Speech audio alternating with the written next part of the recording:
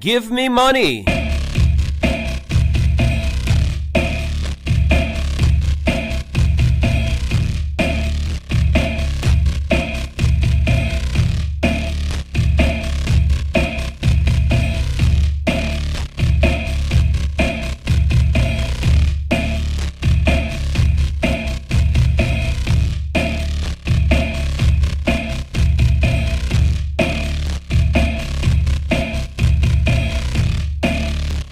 Have you given me money yet?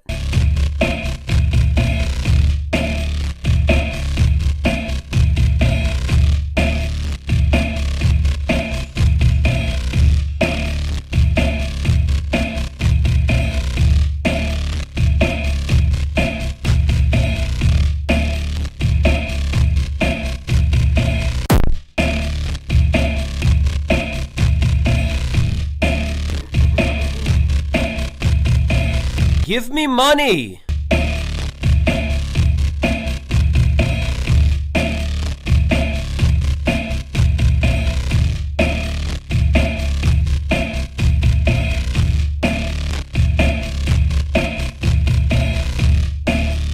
Give me money.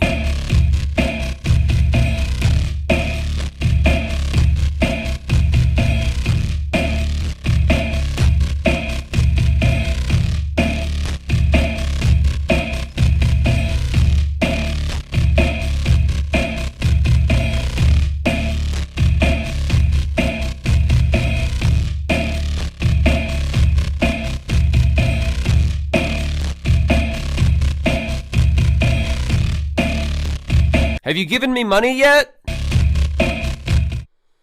What's up, everybody? Oh, I'm just ahead. Welcome.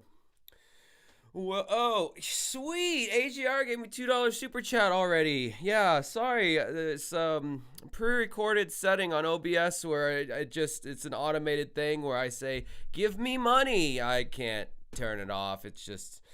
That's just how it is. So, you better do what it says. You don't want to make that thing angry because I don't know what will happen. Okay, this thing can shut the fuck up. Seriously. Oh my God. What the fuck? All right, anyway, sorry. My call-in phone is going off here because I leave it off all week and just getting more gay porn sent to me. Excellent. I'm so glad I gave this number out. Anyhow, what's up, everybody? How's it going? Yeah, so anyone who texts this phone, it does tell me who's messaging me, even if I don't have your number, so just know that. So yeah, happy Friday, everybody. No Silverman shirt tonight. Rocking the Smashing Pumpkins shirt. Smashing Pumpkins. It's one of my favorite bands of all time, despite the foolishness that Billy Corgan has been putting us through for the last 20 years, aside from Zeitgeist. But yeah, so I don't know why he decided to start this podcast where he's basically like, look at all these celebrity friends that I have or whatever, and why wouldn't he? The guy's a legend in the rock world with the Smashing Pumpkins. I mean, whether you like the band or not, they've sold I'm about to turn this motherfucking second phone off. Fucking stupid notifications. Turn off, you bitch. You're ruining my flow with the constant interruptions. My God. Yeah, power off. Thank you. All right. Anyway. Yes, I don't know why he started doing this podcast. He had that 33 podcast that he did a couple years ago for his Autumn album drop. And that podcast was just like kind of insufferable to listen to because it was like just like him and like two of his like ass kisser like lackeys. I don't know who these guys were, but like they thought that like everything he did was fucking brilliant, and like he was just being the very magnanimous sage, you know, that was kind of the role he was taking in the podcast. It felt like he was being this very magnanimous, just yes my sons, yes, I know it was brilliant what I did when I wrote that song, and this is why it was brilliant. Oh, $20 super chat from If We Shadow. Still in Florida until Sunday. Have a good stream. Hope you're enjoying Florida. It's weather's been pretty decent, but the pollen is horrendous. It's awful. It's killing me. Like, literally, it's made my life fucking miserable. This haircut has made my life miserable because I think it looks stupid. I got it cut too short. I slept wrong or something. I feel like I have like a fucking pinched nerve back here in the back of my neck by like my fucking shoulder blade, and like if I move the wrong way, it's painful. So I'm doing great over here in Florida. What's up to everybody in the chat? Thank you for tuning in. So anyway, Billy started his podcast, his 33 podcasts, a couple of years ago because he was basically just trying to build up anticipation and build up hype for his 3-album thing, Autumn, as he likes to say it. Because there's a huge difference between autumn and autumn, apparently. Billy's just left the reservation years and years ago. Like, I honestly feel like he's one of those like great artists that really doesn't have anything left to say that like any of his fans can relate to. I mean, that's fine if he wants to keep putting out content, but like, I mean, even the way he writes lyrics now, even just the way the dude like fucking speaks, like, I don't know if you've heard the Bill Burr, Billy Corgan connection of them possibly being related, and I still don't. I think the jury's still a little out on whether that's a bit or not, or if it's like legit, because like Billy acted like it's legit, but then other people have been saying it's a bit that they're doing. I don't think so. I think Bill was playing it up when he kind of saw the position he was in. But anyway, long story short, Bill Burr told Howie Mandel on one of Howie's podcasts that he had a basically like a bastard brother or I guess not a bastard, but whatever. He had like a long lost brother that his dad had raised or whatever, and because I guess Billy's mom, I think his mom died though. Whatever. Anyway, they're like, do you know who Bill Burr is? And then Billy's like, as soon as I saw Bill Burr, it looked just like my daddy, is what he said, which I thought was kind of bizarre for a 50-something-year-old man to refer to their father as daddy. So then Howie kind of took that and ran with it, and he had Bill on a later podcast, and he surprised. I would play the clip, but it's like actually pretty long, and you know, I can play the clip after the thing that I'm about to play, which is the Corey Feldman interview, which I'm sure if there's any Jim and them people here in the chat, I'm sure you're chomping at the bit for me to get to that, which I will here soon. But I gotta give you my setup though first. I almost wanted to put Billy Corgan interviews Cocoa Buns as the description, but I figured not enough people would be in on the joke, so I didn't do that. I just put Corey Feldman. Another $2 super from AJR. Smashing Pumpkins or Hollywood Undead? What the fuck question is that, dude? Smashing Pumpkins, that they were real artists. Well, Billy Corgan and Jimmy Chamberlain. I don't know how much James and Darcy did. I think Darcy did the least amount in the band. $2 from Glam Rock Bandit. I've been thinking about an autumn. Yeah, I don't even know if that's from the actual. I only have listened to Autumn each volume because it was a 3-disc album or whatever. I've only listened to each one like 2 or 3 times a piece, and I've not listened to them since my reviews because I hated those albums. I think you could have made a solid 8-track LP if you had taken the best songs off of all 3 CDs and just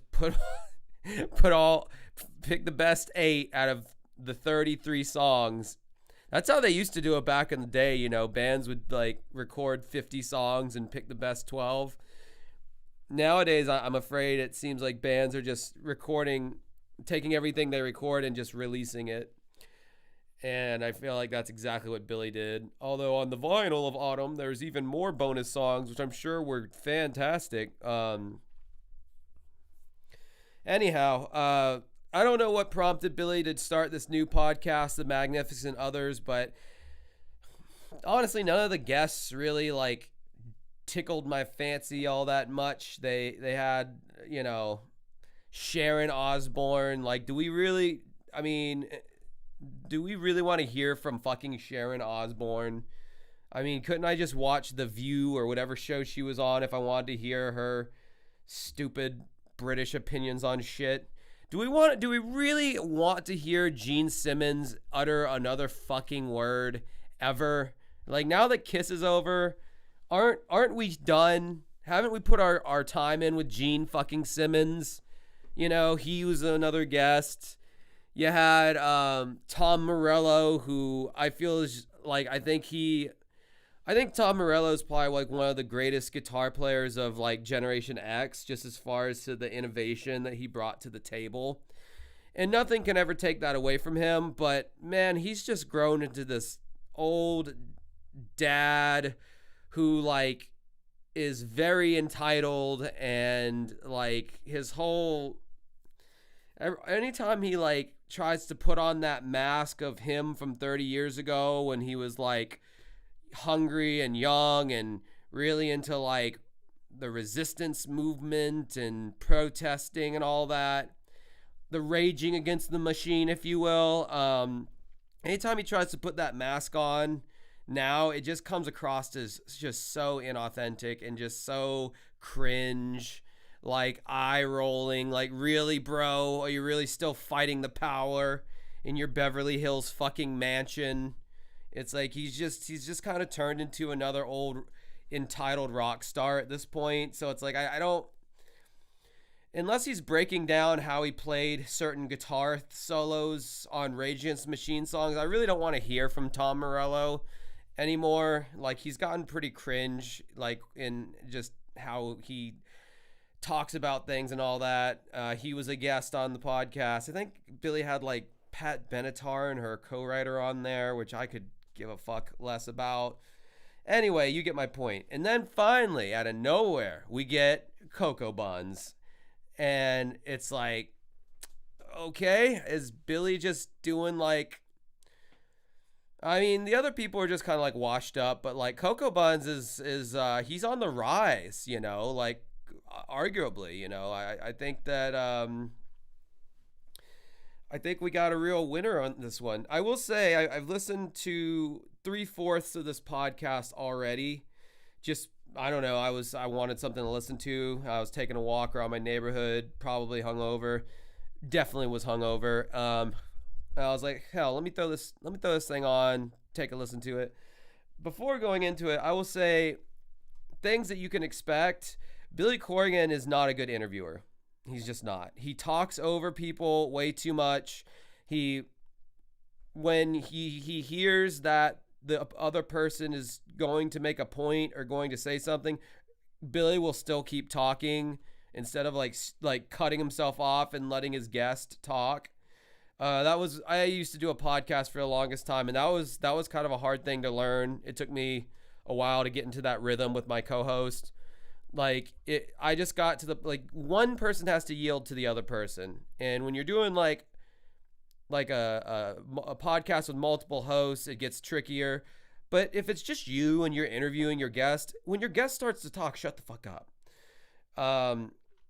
So he does that a lot. He uses the words that he uses a lot of times really just annoy me, because it's like, Billy, literally nobody talks like this. I don't know what kind of like Lion Witch in the Wardrobe mirror or closet he walked into, and what world he's stuck in now that's like still based out of the 17th century, where, like, for instance, the Bill Burr thing, he said, oh, my mother told me my father sired another child before I was born or after I was born. Who says sired a child? Who says that? Like this dude literally thinks he's in like 18th century like London, like he's like, so he speaks in this Dickensian fashion now, and that's how he writes lyrics too. I mean, it's like, bro, I have a nice vocabulary, but I know when to turn it on and off. And I don't know, it just makes him sound very pompous. Feldman actually comes off as like probably the most relatable in this interview than I've heard him in a while, because he's not like fighting with like internet trolls, and he's not like in the fucking trenches of Twitter arguing with random nobodies. Like, he's like actually just being a normal person for once. And yeah, I gotta say, aside from a few things, like when he starts talking about his music career, yeah, that's why I start seeing the Corey Feldman Delulu come out a little bit, because you know, Billy's trying to be like, all right, dude, come on, like, this isn't, like, you're just fucking around, right? This isn't real. Like, and he's like, no, it's 100% real. It's like, I always fucking knew. Anyway, so we'll just get to it instead of me like describing you the entire podcast just to play you the podcast. Yeah, I'm an idiot. I apparently am new to this as well, so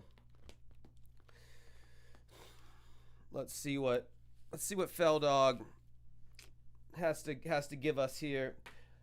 It's not bad though. It's not bad, but you will see that Billy's not the best interviewer in the world, and Corey's still a little bit delusional, although he does come off as more of a normal human being on this interview. Anyway, let's get to it. I'll tell you what it's about. I gotta adjust something real quick so I can hear it too. It's Jim and them. Got their little outro stuck in my head. I mean, if we want to get deep, let's get deep. That's why we're here. This is the first time I'm ever telling this story, so I'm sure I'm going to get hung. Did they push you out, or? Yeah, he said I was a junkie and that he didn't work with junkies. Michael Jackson tells me my song is going to be a #1 hit. And by the way, Howard Stern just, smashed it like a pumpkin. Now we're on the Today Show. We got these big moments. You're definitely cracking the zeitgeist. Right, but am I going to get away with it? Goonies never say die. Wow, what a fucking sizzle reel that was. Corey, I guess unironically using Smashing Me Like a Pumpkin, and Billy Corgan saying you're breaking the zeitgeist. Zeitgeist, of course, being an album that the Smashing Pumpkins put out in 2006, 2007. They're just giving me all the sizzles here. Corey Feldman doing his Goonies Never Die thing. Like, what a teaser. My nipples are rock hard right now. They could cut diamond. Thank you for being here. Thank you for having me. Nice to see you again. Thank you. Good to see you again. Although we've only met once. Not true. Okay. Give me the second time. No, we've met probably 10 or 12 times. What? Oh, yeah. No way. Absolutely. Swear to God. That's impossible. Swear to God. Okay, well, hand on heart. I can tell you the first time, which was with Manson, which, I choose to try to forget. I feel like Corey doesn't remember a lot of people he's met. I feel like he's just been in his own little world, and unless it was someone who could help his career in Hollywood, he wasn't interested in meeting him. Guy from Smashing Pumpkins? What's a Smashing Pumpkin? That doesn't sound like a movie that I could star in to be a vehicle to my new comeback. I don't care about who that bald bastard is. The second time would have been, I think, also with Manson at a little dingy, I think that the Sunset Marquee. Well, you probably don't Yeah, I heard that Corey is suing Jim and them. Jim and them, man, they're really poking the tiger with the Feldog in his camp and his Southern Belle dumb bitch assistant. Man, I'm like a little scared for I'm over in my own little corner over here. It's like I don't cover Corey Feldman as God knows as much as they do, but I'm over here kind of shaking in my boots. I'm like, is Cocoa Buns coming for me next? Because I don't cover his day-to-day life happenings, but I definitely have shat heavily upon all of his music and his live performances. So and they all those videos did really well. So I don't know, maybe he's coming after me. Who the fuck knows? Yeah, dude, I'm a filth pig, man. I gotta say, I'm a filth pig. Remember is at different times we would come across each other just in the Okay, in passing. in passing, Okay. and we always would talk for a minute to 5 minutes. But we always had these nice exchanges, and I always walked away impressed with you as a person outside of what people think or, because when you're a child star and people have their opinions and stuff like that, Right. my interactions with you have always been The wolf pack offers me protection. Nice. I feel embraced. great.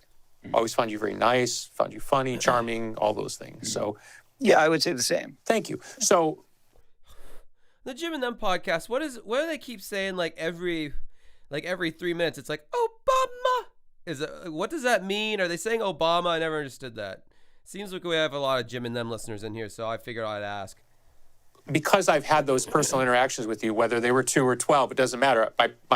My vibe on you has always been very positive. Right. So when I've seen you go through different variations of public whatever, and I've had Obama. Okay. Well, I don't understand the reference, but it's kind of funny every time I hear it, although sometimes it gets a little distracting. my own versions too. So I'm maybe more sympathetic or empathetic than most people are to know what that feels like when people are kind of coming at you from different angles.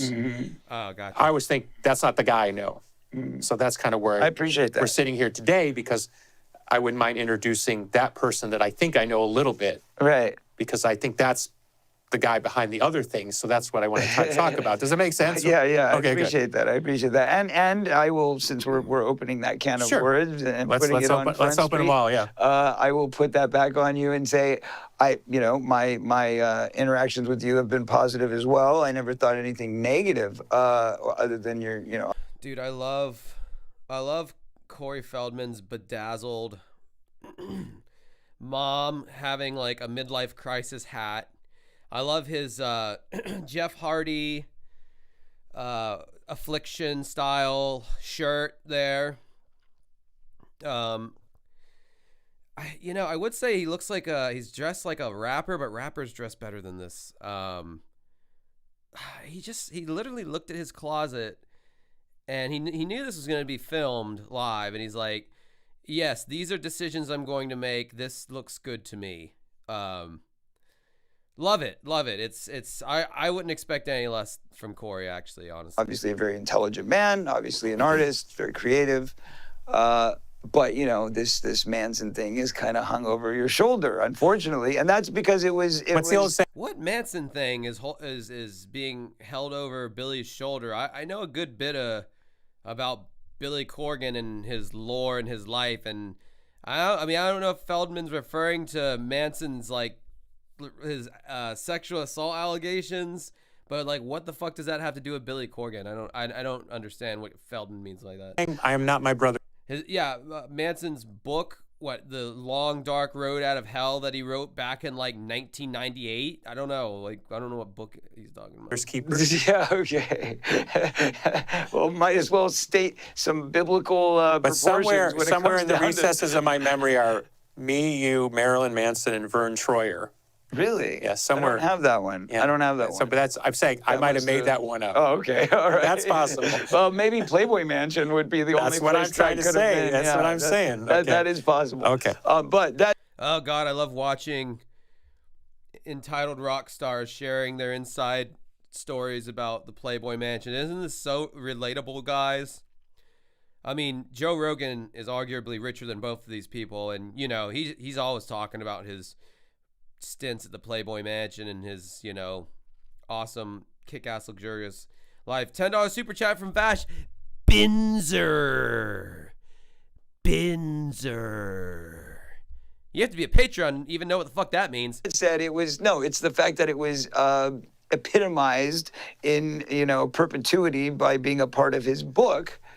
Oh, I see. I see. And kind of Manson's book, the only one that he's written that I know of that came out like literally before Mechanical Animals came out, his big album with the dope show on it. Like, what the fuck is he talking about? What are you talking about, Cocoa Buns? iconizing, I guess you would say, that moment and time, crystallizing it in time. Oh, yeah. By saying that what me and snorting sea monkeys or something. I didn't get that part. Yeah. No, it was that me and Sherman Hemsley. Haunted. meeting, because he introduced us, over your bald head was, I believe, the words that he used Okay, in I his don't book remember. so poetically. Was this at the Howard Stern movie Yes, premiere? yes. Okay. Yes. So that's the official time that I feel like we actually spoke and Flavor got to know each other. Flav, you, me, Marilyn Manson, Sherman Hemsley. Yeah. Like somehow we were all together at one point. Vern Troyer, I don't know. But somehow we're all in the same yes room. Well, yeah, but this happens a lot. That's Hollywood, Well, right? you grew up in that. So I didn't grow up in that. Right. So So to for me, you were probably still a bit in shock. yeah. Now, now I wouldn't even. Now you don't flinch. Yeah, right. but I'm saying you grew up in that, so that's a different thing. Now I'm so famous, I don't even care. I can be around like anybody and it doesn't matter because I just want to establish that. When you're like nerdy Chicago suburbs, you're like, oh my God, it's the guy from. Right. Doesn't matter if they're like in the worst TV show ever. It's like, it's the guy from. Right. You're still I remember there in the moment. first time the Pumpkins went to Europe, we saw, I think her name was Bonnie Tyler,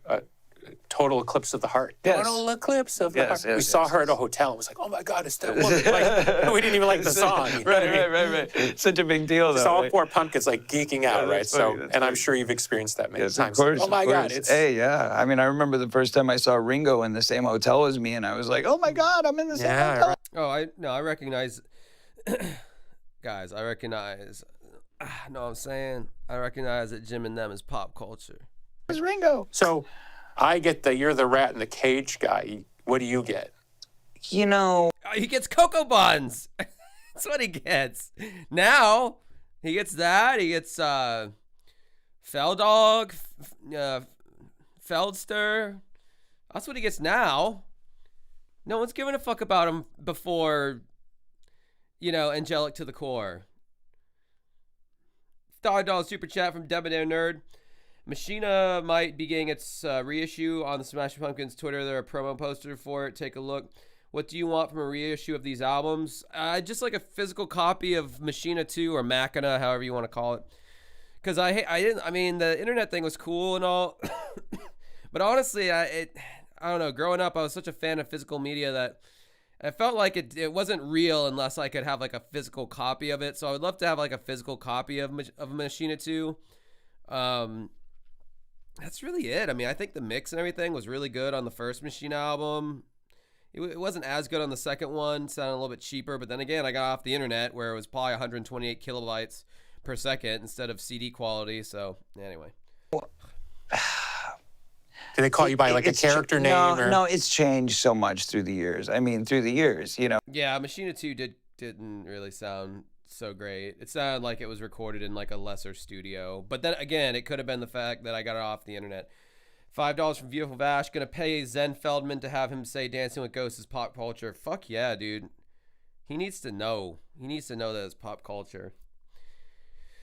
And if you see Zen saying that on his Twitter, then you can know from Josh Cannon right here that it is true. And it's not some crazy thing with Wormwood. Like, he really does mean that. It started when I was a little kid. You got to realize I was being recognized before people knew who the hell I was. So I was, are you that kid? I knew who you were. No, Yeah, he's the Nud Duddy Up guy. before But that. I'm saying I have the same experience. What do you mean? What I'm saying is I knew who you were without even knowing who you were because you were on TV. Right. At a But you time when didn't know being my on TV name is my point. Like, so, No, so that's- right. In the beginning, I was just on everything, right? So people just go, oh, you're that kid. Ubiquitous is the Oh, word. yeah, okay. There you go. You've been around. We've seen you here Kid. and there. But that said, Billy, Corey doesn't know what the word ubiquitous means. But you're only going to confuse him further. Like, there's a point in this interview where Corey's literally like, can you explain what that word means? Like, I'm not quite sure what you're talking about. that quickly shifted into, aren't you the kid from The Shining? Which I got a lot, by the way. From I think 7 years old until 10 or 11, right around the time Friday the 13th came out, that's when I finally started to solidify, like, oh, he's that guy. But before that, everybody thought I was Danny Lloyd, and it got so bad that it actually got to the point where I started signing autographs as Danny Lloyd, because I was like, fine, whatever, I'll just say I'm Danny Lloyd, here you go. But that's because they didn't know who the hell I was, and I didn't even know how to sign my own name, and wasn't really sure. I wonder if Corey is aware that Danny Lloyd is the name of the character in the movie. It's the actor was not named Danny Lloyd.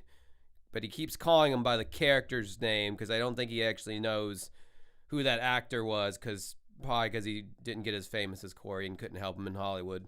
My name was my name yet. So, I was only 7. But that said, I did actually sign autographs as Danny Lloyd because it happened so concurrently. And the other thing about that is I was up for that role. So it was very ironic that, Did you not get the role or it just didn't work out? It was down to the two of us. Okay. I don't know, Billy. Whenever you watch The Shining, does it say starring Corey Feldman as Danny Lloyd? That's a great question, Billy. Stick to the guitar, motherfucker. Okay. Yeah, so it was supposed to be me originally. I had the offer, but then on second thought, they were like, he's just a little bit young because I was like a year younger than him. Same haircut. Same big wheel, same everything, but just a little bit too small. Did you audition for Kubrick? I must have. I would have to have, yeah. You don't remember? I don't remember. I would have been 5. Okay, right. That's pretty young, yeah. Yeah. But the point is that I almost got it. It was supposed to be mine. I was a little bit too small, a little bit too young. So then 2 years later, this movie comes out, and it's like the biggest thing ever. And then Don Dawkins hadn't dubbed me Cocoa Buns yet. It was a whole different world. Within that year, that's when it started. Hey, aren't you the kid from The Shining? Aren't you the kid from The Shining? I mean, I heard it every day. There was a rumor at one point that I was the kid from the Wonder Years. Yeah. Okay, first of all, no. The urban legend wasn't that Billy Corgan was the kid from Wonder Years. It was Marilyn Manson was the kid from Wonder Years. That's what everyone said, and the character's name was Paul. And Billy's like, I don't know. I never watched the show. Billy's voice is similar to Corey's in my head. That's all I'm able to reproduce right now. I'm in pain with my neck, so. I remember that. Which kid was it? I don't know. It was Paul, the best friend to Kevin Arnold, and it was Marilyn Manson. Billy Corgan was not. He was never said to be. If anything, there was I remember there's a small rumor going around that Billy Corgan was Gerard Way's dad. And that was Gerard Way from My Chemical Romance was his bastard son or something. Because I never watched the show. Right. Tell me some movies that you could have done, should have done, didn't do. Okay, so I think the worst one, if we're going to go right to the heart of the matter, and this is probably going to piss off some people, but, hey. They literally blipped out pissed off. And they'll do it again in just a second. They blip out pissed off. But then, as the chat goes on, Corey says fuck at one point. Billy says shit a couple times, and they don't bleep it out. And these are both two people who I thought were pretty staunchly conservative as far as not swearing in public. Corey will leave angry voicemails on his Angels answering machines where he's cursing them to the moon and back. But when he's in public or on his albums, he doesn't swear. If a swear does happen, it gets bleeped out. As I know all too well from reviewing all of his goddamn music, except for former child actor. He could have been a hit, could have been a factor. Now I ain't shit because I'm a former child actor, and he doesn't blip out. See, I know all this. All lives in my brain rent free now. I love it. It's great. Sometimes you got to do it. But have you ever pissed off anyone? Have you ever pissed off anyone and they blip it out? Literally, that's not even. You can say that on a kid's show, I'm pretty sure. A lot of people, a lot of times. Honesty is never really a welcomed trait in most circles. I find it admirable. Yeah, well, thank you. I appreciate it. It's ballsy, it's risky, but I have no choice. You've gone too far. No, it's not even that. It's that, honestly, Billy, when I decided to be sober, when I got clean back in 1989, 1990, when I, kind of made the identification of this is who I am, this is a life choice. And even though I had a relapse in 93, that was short-lived, but I still kind of made that solemn oath to myself that if I'm going to be able to do this. What does Corey consider being sober? Not shooting up heroin? Because if you're not shooting up heroin, then, yeah, I guess you're not doing that, but, from all the secondhand stories I've heard from people who worked with him, he was very far from fucking sober. Black Metal Gamer, $2 super chat. What pumpkin song should Feldog cover? Any of Billy's new ones, because they already suck anyway, and there's really no way you can really fuck it up that much worse. But he should stay far away from any classic Pumpkins material. The only way to be able to stay sober, to stay clean, to be okay inside is to literally create a constitution, which is that I am going to be continuously honest in all of my dealings. I have to be. I have no choice but to be forthcoming. Because if I don't, then, what is any of it worth? We're only as good as our word. And if all of a sudden you're one of those people that, oh, well, I can go back to this interview and you said exactly the opposite, you won't find that with me. What's fascinating about that is you're a person who's very skilled. There's plenty of interviews where Corey contradicts himself and says one thing in one interview and then does the thing that he says he would or wouldn't do. And I mean, man, Corey's done fucked up because he's got a rabid fan base now. And fans can just mean fanatics. It doesn't mean that they enjoy what you're doing, but they are fanatical about you. And whenever you get a base of people like that, they're going to dig up everything you ever said or did or video or whatever. I'm one of those people because I wasn't the only one to upload it, but like his little stupid music documentary and all of his bonus discs from Love Left, all that shit's on one of my live streams, so that exists out there. I'm about to go into Genius later on and put in the lyrics from Former Child Actor because those lyrics exist nowhere on the internet. So I'm one of those crazy people. He's in PR mode right now to a certain degree, I think. Even though I think this is supposed to be more of a Rogan-ier type podcast because, I mean, obviously he's not really promoting anything, but I think he's in Corey PR mode currently. At artifice. Right? I don't know. Explain that. Well, isn't that the metal of being an actor? Oh, right. That's when Billy uses a word that Corey doesn't understand, which I think is kind of funny. Which is that I am going to be continuously honest in all of my dealings. I have to be. I have no choice but to be forthcoming. Because if I don't, then, what is any of it worth? We're only as good as our word.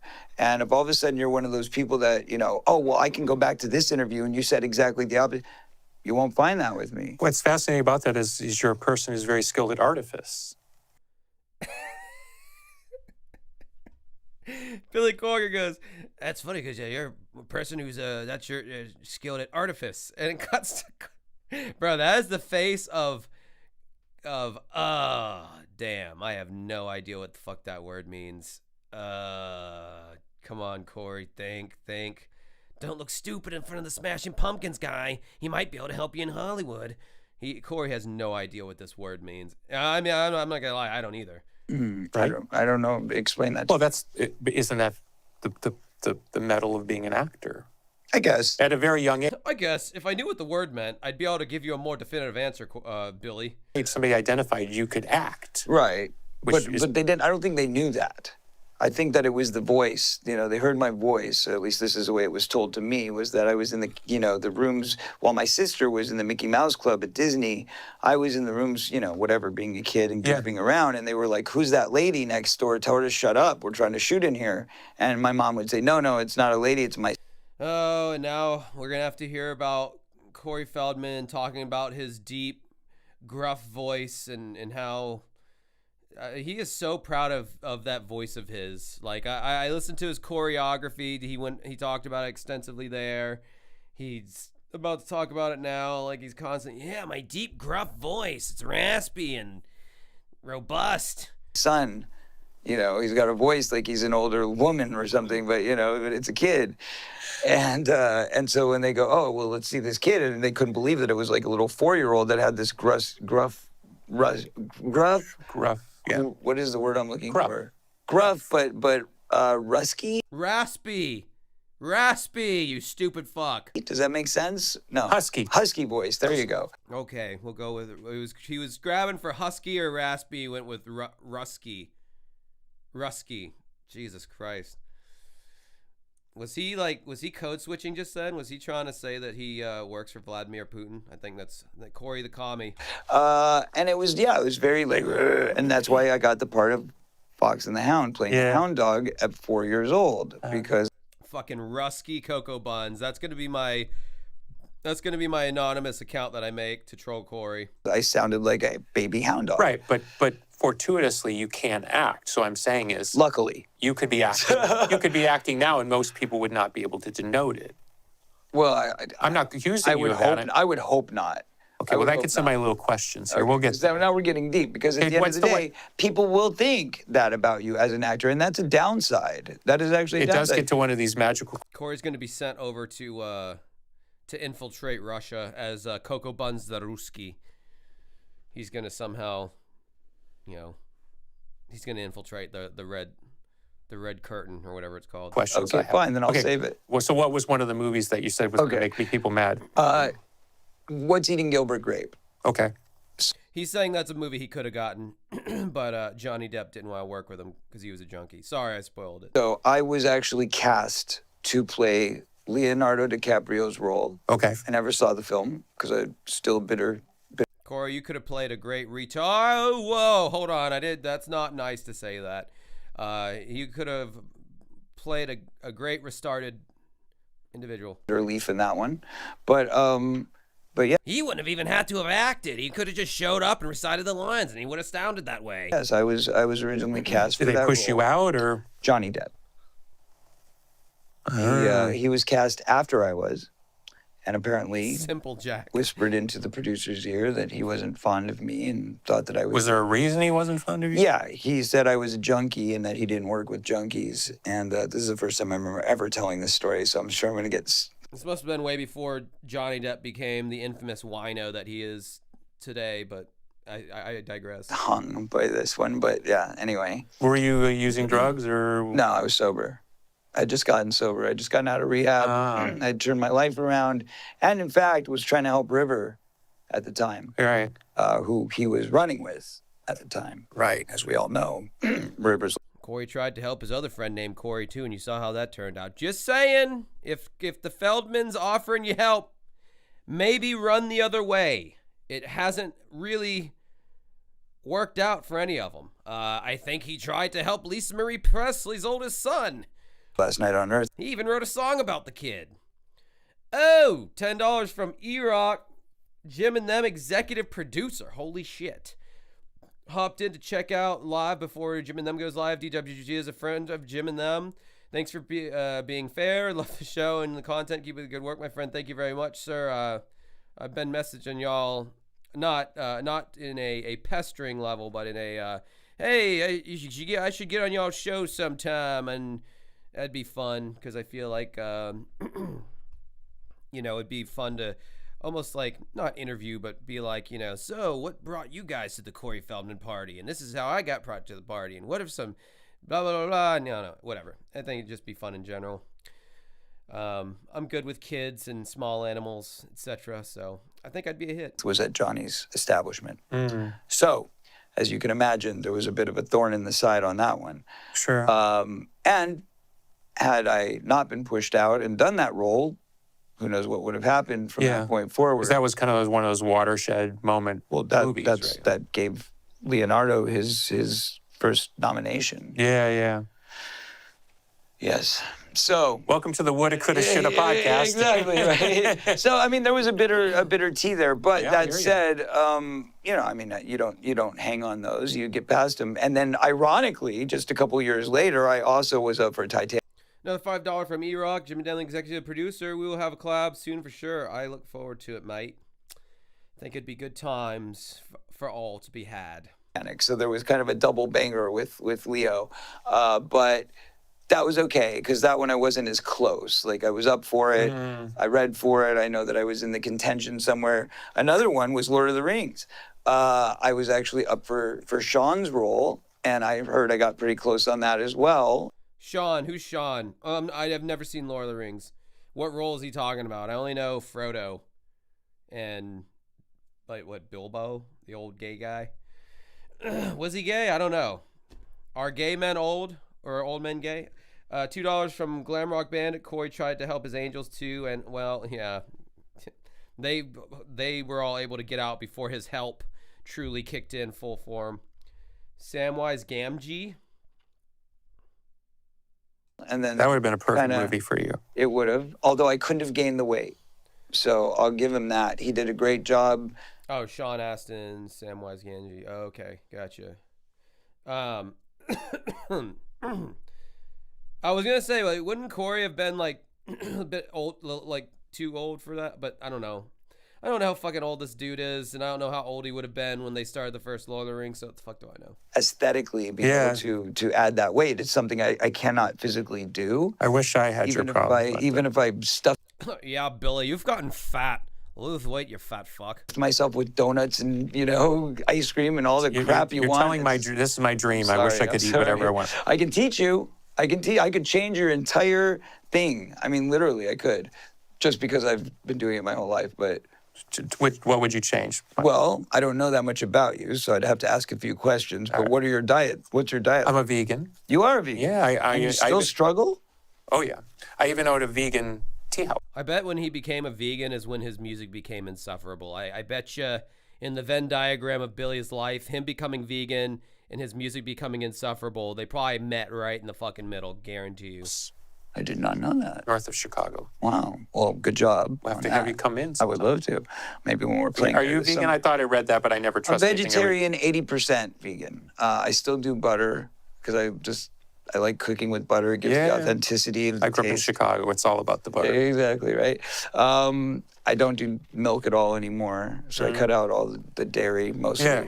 But I do cheese and butter. Those are my two cheats. Okay. Yeah. Well, I'm vegan. I can't be thin to save my life. Well, do you drink? Do you drink alcohol? I do not. Wow. Stone cold sober pretty much for about 20 So years. you are an anomaly, literally. Vampire is the word. You said it, I didn't. Okay. You AJR, Corey's regimen for Billy is the same as the Angels. Yeah, including doing sexy push-ups and sit-ups in front of Corey as he lounges by the pool in his fucking undone robe. touring with Only wearing the robe. Limp Bizkit. Yes. I see. Yes. Very exciting. Yes, should be fun. I saw Bizkit when they kind of had their comeback show recently, a couple years ago with the Troubadour. I think it was when they kind of had the original lineup back together. Yeah. And I talked to Fred for a while, even talked about maybe even producing some stuff for them. It didn't work out. Love the band, love Fred. Yeah, he's amazing. So Since when does Billy Corgan love Limp Bizkit and Fred Durst? I mean, like, I like how Fred's become this, like, Renaissance man now. He's like this bringer together of peoples. He's this director. He's this, musician, rapper, who for a solid 20 years, everyone fucking hated. Like, he was, man, I don't know. Like, I guess the hate just wears off and, like, people are just like, they just give up. They're like, whatever. He's not so bad. He's fine. Like, I'm not trying to get political here, but I feel like that happened with Trump a lot too. Like, there were some people who just like were just frothing at the mouth with hate during the first election, and then the second election is like all the like people who were super anti-Trump were just like, yeah, he sucks, but whatever, It's like you just kind of like it's hard to just like actively hate something for that. And that's like Nickelback. They're not really mentioned. The whole Nickelback's the worst, but like that joke's gotten stale. Like that joke has gotten very much tired and old. And Creed, same thing. Like I'm at my karaoke events, people are singing Nickelback and Creed all the time, and the whole crowd's like really getting into it. And if you sing a Smashing Pumpkins song, like a little bit of the crowd might get into it, but most people either aren't going to know what it is or they're not going to like it. So I don't know, man. Do with that what you will. I fucking love 90 to 2000s era Pumpkins, and I don't particularly like Creed or Nickelback's music, but I mean, after a while, the hate just transmorgifies into something else. I don't know.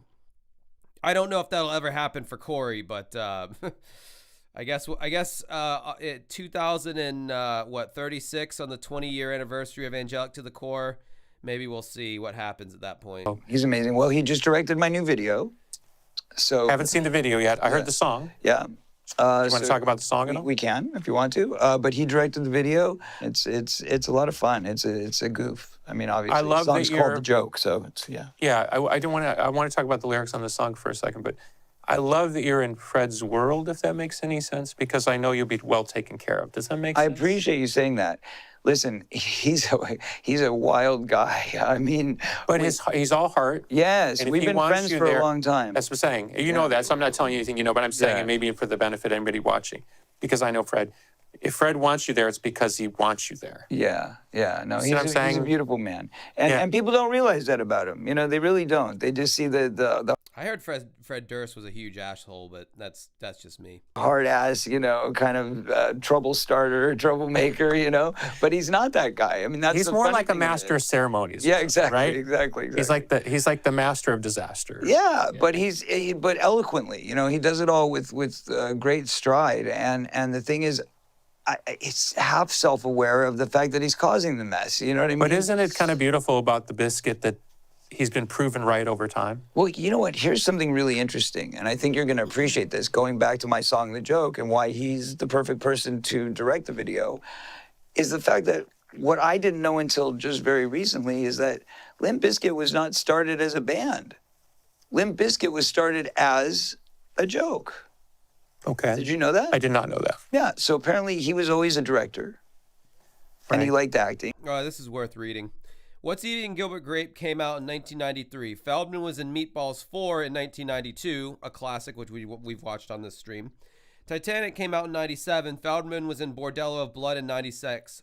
96? I guess I'm thinking about sex. Feldman was only getting work in TV shows and B movies. Oh my God. When whoever produced What's Eating Gilbert Grape saw Meatballs 4, if they even saw it, which they probably didn't. I wonder if they were just like, God damn, we almost cast him as the mentally disabled kid in What's Eating Gilbert Grape. Dodged a bullet on that one. And he was into film work. That was his thing. Yeah. He loved film work. And I don't know if it was actually directly related to his appreciation for Spinal Tap or along those lines. Right. But he wanted to create a mock rock band.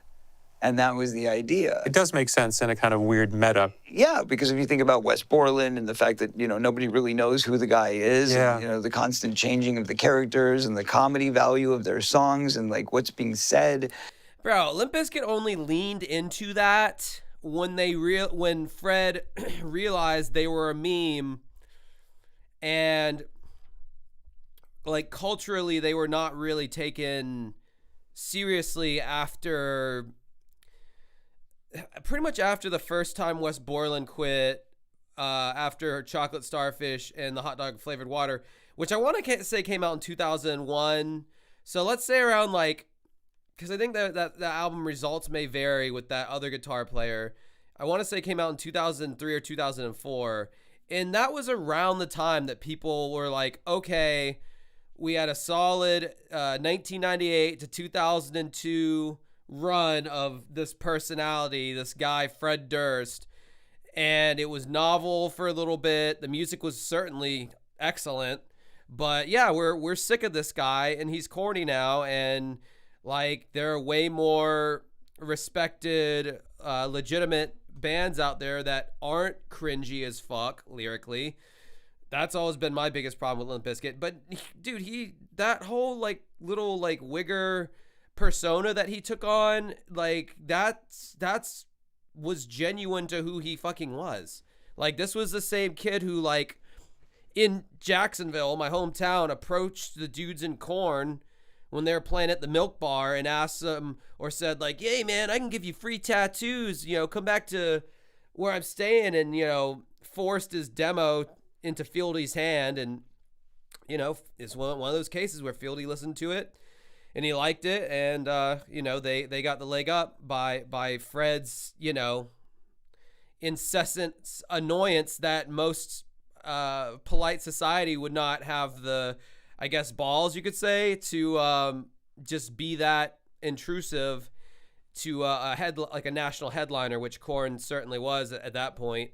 You know, he's always been that guy. Like he's mellowed out, as all these rock stars tend to do once they hit their like 50s, you know, like they just all, especially if you like kind of lost your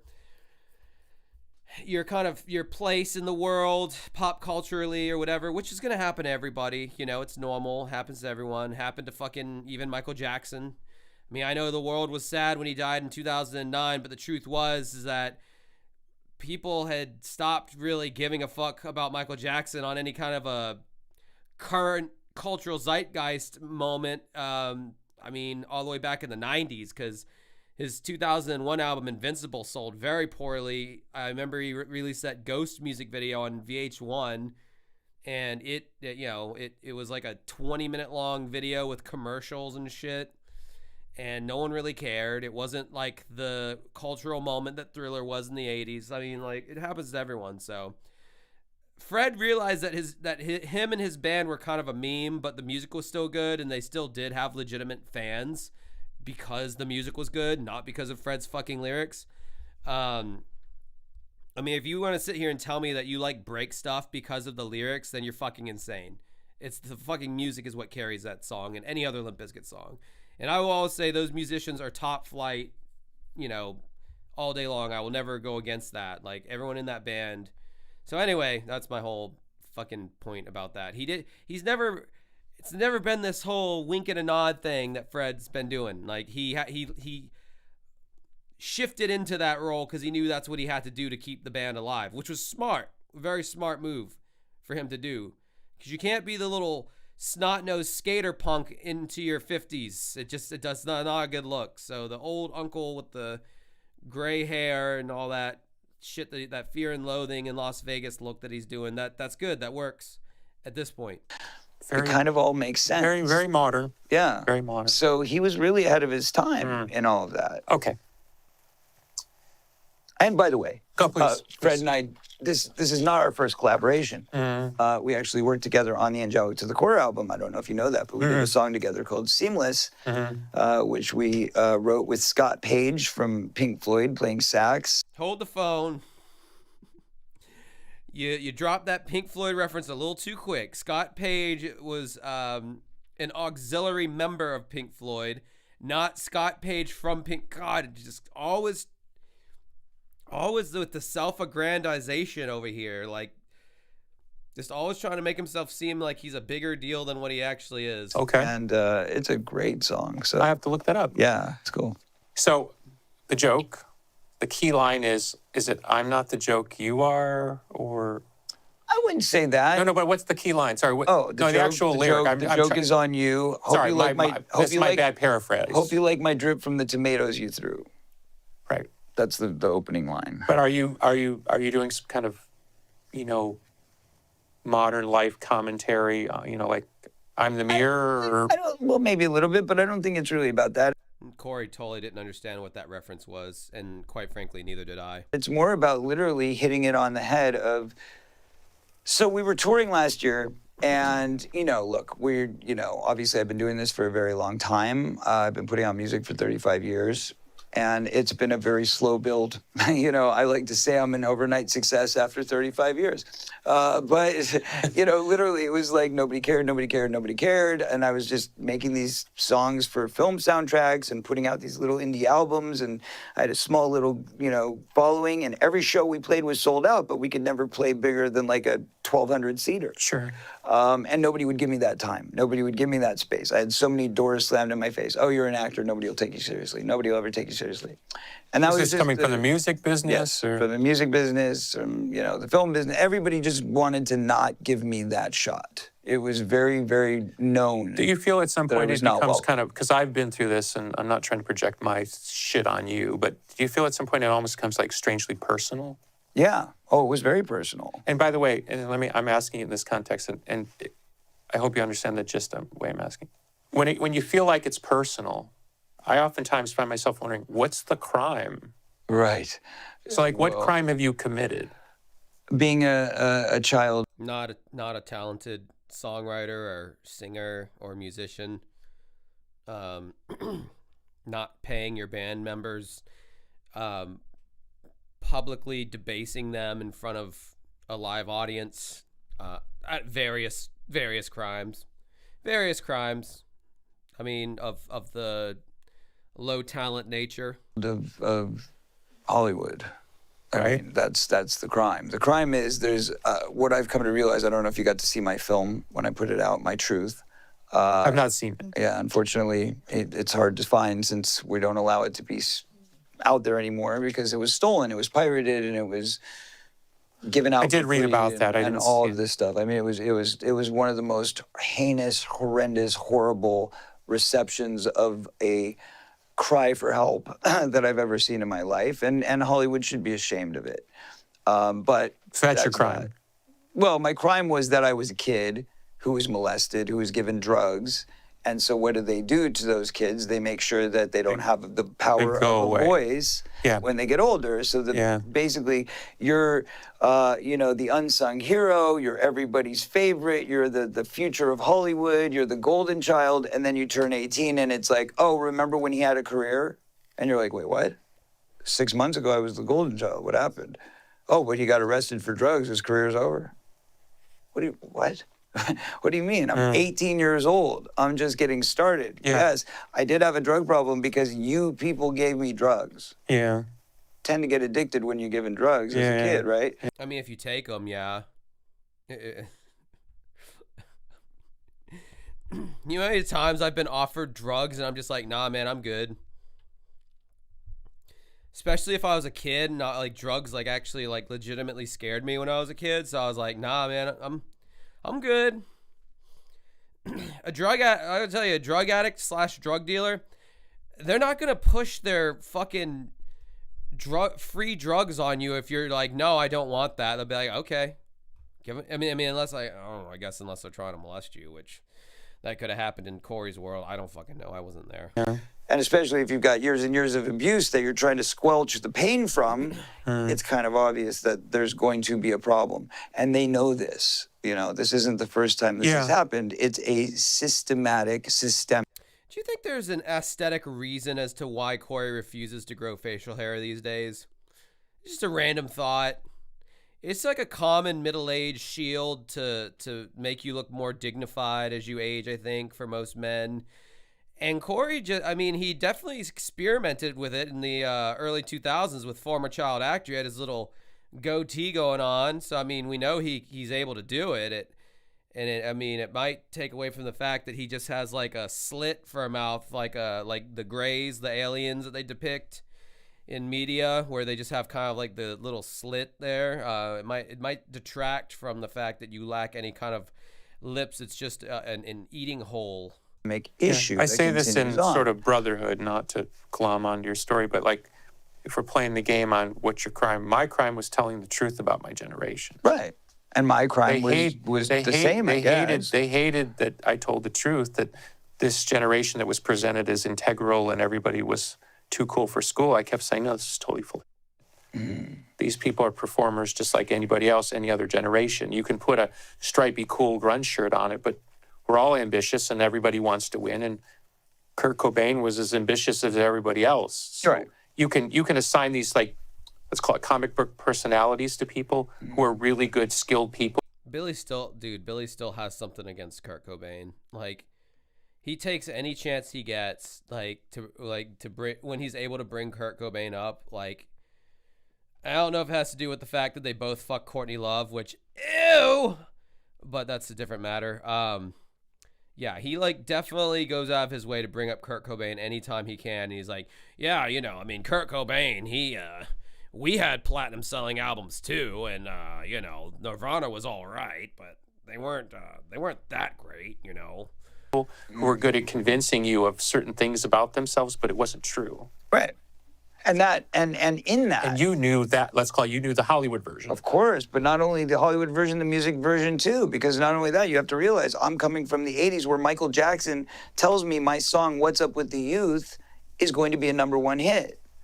I love that story because I know it's such bullshit. Michael Jackson either had a boner for Corey or was just trying to be nice to him, because there's no chance in hell that he heard that shit and was like, Corey, this song can be #1. I'm not gonna say we've all heard the song, but if you've been on this channel or perhaps Jim and them for any length of time, you've heard What's Up with the Youth. And it's not, it sounds like a Michael Jackson song, first of all, but it's got Corey's shitty, fucking gruff Gene Simmons vocal. What's up with the youth? What's up with the youth? It's like, bro, in no world would that have ever been number one.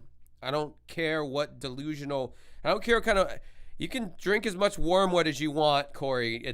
That song would have never been number one. I played it for him in the car. You know, he said, this song is incredible, Corey. This is a number one song. Nice. If I walk this into Tommy Mottola right now at CBS Records, I can get you a number one song. And I said, thank you anyway. How old were you at that?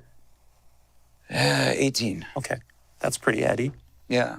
And I was like, thank you, but no.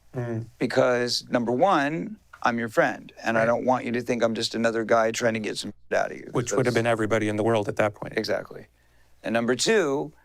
Yeah, now if Corey Feldman had played Ascension Millennium to Michael Jackson back in the day, now that I could have been like, all right, yes, take this to Tommy Mottola. Give it the number one spot it deserves, because this song fucks. This song fucks with no rubber, and it's fitting to come all over the ears of, I don't know what I'm talking about, but fucking Ascension Millennium. Just really love that song. If I do it that way, then you're the Michael Jackson protege. I'll be a one-hit wonder. Everybody will compare me to you for the rest of my life. And then what? You know, where do you go from there as an artist? You're done. Yeah. So I thought, if I'm going to do this, I've got to do it myself. It's got to be legitimate, and I've got to earn my stripes. And if that means playing holes for the next 20 years, then so be it. I'll play the holes for the next 20 years, which brings us up to where we were. And by the way, Howard Stern just, smashed it like a pumpkin with everything by bringing me on his show with that song that Michael guessed would become number one. Corey Binzer. And making a joke out of it. Okay, making a fraud out of it. Why did that happen, sorry? Because he said, hey, I want you to come on my new show. And I said, well, I'm trying to push this new single. Is it what's the format? I'd never seen the show. I just assumed he's like any other radio host. Yeah. Now, I did his radio show prior to that where everybody had warned me, Howard Stern, he's really mean, he's really cruel, he'll do really awful things. And I was like, oh God, I was terrified. But Sam kept saying, you got to do it. I was very good friends with Sam Kinison. He'd say, you got to do it, you got to do it, you got to do it. Okay, fine. So I did it when he died. So the day that Sam died was the first time I did Howard. And Howard was very sweet. He was very welcoming. He was very warm. We had an immediate bond. Yeah. And so I did the show 2 or 3 times in succession, and he said, come out to New York, come do the TV show too, it'll be great. So I'm going with the idea that he's been really sweet, he's been great. I came in through Sam, so he knows not to mess with me, everything will be fine. And I get there, and they said, we're gonna do a skit. It's called Club Howie, and you're gonna perform, but we're gonna act like it's Club MTV, but I'm dressed as Right Said Fred, and so it'll be kind of funny, but it'll be like you performing, and the performance won't be funny, it'll just be you performing. Sure. Okay, I can go with that. So I do it, and I walk out on stage, and there's a midget in a hula skirt. And there's guys passing blow-up dolls in front of me and acting like they're mentally impaired. And I'm going, what is this? What is this? This mockery. So they took my music and they made it a form of mockery. And that was the initial launch. I mean, the only thing that I had televised prior to that was an amazing reception when I performed as the first performance at the Nickelodeon Kids' Choice Awards back in 1988. Back in 1988, when you were like a teenager and still had some clout, and you're playing in front of kids at a Nickelodeon thing, and then you go from that to Howard Stern's audience, which is infamously just brutal to anybody that they deem corny or hack or played out, which Corey was by that time. He just fucking was. He had already had a number of flops under his belt, and that's really the simple answer to that whole thing. It wasn't as though if Corey had only been given a respectable platform to debut What's Up with the Youth, that just would have changed everything for his story in the music career. Like it would have gone off to become the hit that it was always meant to be. I mean, we're especially talking about like the early 90s when like grunge and being like ironic and, you know, being apathetic was all like in, you know, having a fucking song called What's Up with the Youth. That sounds like an anti-drug PSA that like the Reagan years would have like rolled in as like some shit that kids even in the 80s would have rolled their eyes at and would be like, oh my God, this is so fucking lame. Let me go listen to some Van Halen and do some blow. But that's just how out of touch Corey is, I guess, when you grow up in Hollywood, in California your entire life, and you never like actually touch base with like what kids actually are like and what they actually listen to. I mean, that's how the Pumpkins were able to have such a successful career for the first decade of their career, was because Billy didn't grow up famous. He grew up like a scrub just like everyone else. So he came from the people playing the music and speaking the language that they spoke. Now, it was only after he was disconnected from those people for so many years did he come back with all this weird ass lyrics and music and total disregard for what anybody actually might like who likes their band. AJR $2 super chat. What's Up with the Youth has some hot chicks in it. I think did I watch that video? Oh, the Howard Stern performance? Well, yeah. I saw that too. Or 89, where, you know, I came out and the fans were going crazy and the kids were screaming and it was like the Beatles and it was nuts and it was great. And every show that I'd done privately was exactly like that. But all of a sudden now Howard put this whole other spin on it to make it a joke. It was all Howard's fault, bro. It wasn't the cheesy ass song. Do I need to pull up? Does this song have a fucking video? I doubt it does. But like, do I need to pull this song up just to drive the point home to you people how fucking horrible it was? Like, let's see here.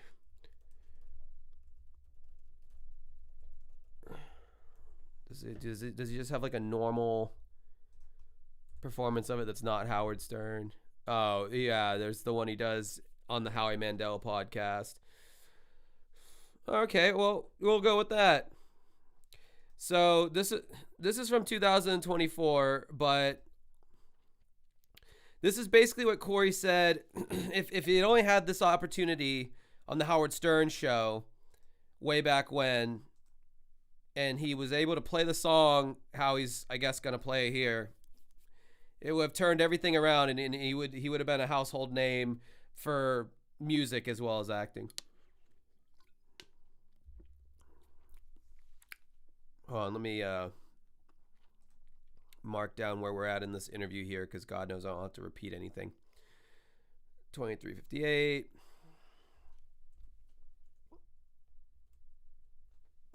All right, so just give you a nice little detour here.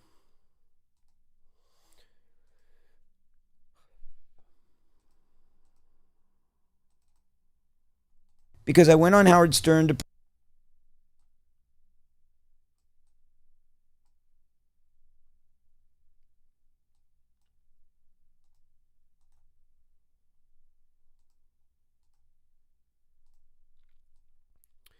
All right, so Corey's given just a, you know, the floor is yours at this point. No jokes, no nothing. Do your fucking song. perform What's Up with the Youth, which was this song that Michael said would be #1. And instead it turned into this complete lunacy, lampooned ridiculousness that went completely viral 20 years later. What I want to do is I want to give you a redo on that song that you did on Howard Stern. Oh. And we don't want to mess it up. Nobody's going to be dancing with you. It's just you do pure, it your way. You do you.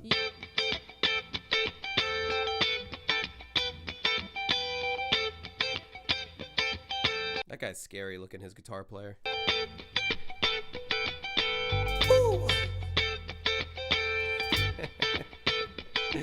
I'm already laughing.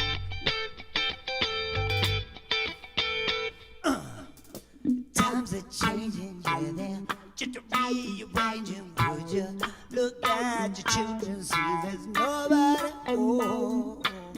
Look in the schoolyards, you'll find 44s and pocket knives, and look in and the lockers, and your mind will be blown. Nobody tries to give them some attention. Nobody tries to hold on to their little hands. Nobody tries to give them some affection. Nobody tries to give them a chance. What's up with the youth? What's up with the youth? What's up with the youth? What's up with the youth? What's up with the youth? What's up? Oh yeah, this is a hit. I'm gonna take a piss while you listen to this because it's a perfect chance for that. With the youth, what's up with the youth? What's up with the youth?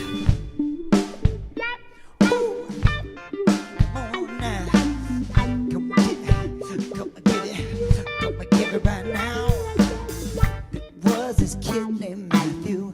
He was just 12 years old and he was drunk and he balled at school.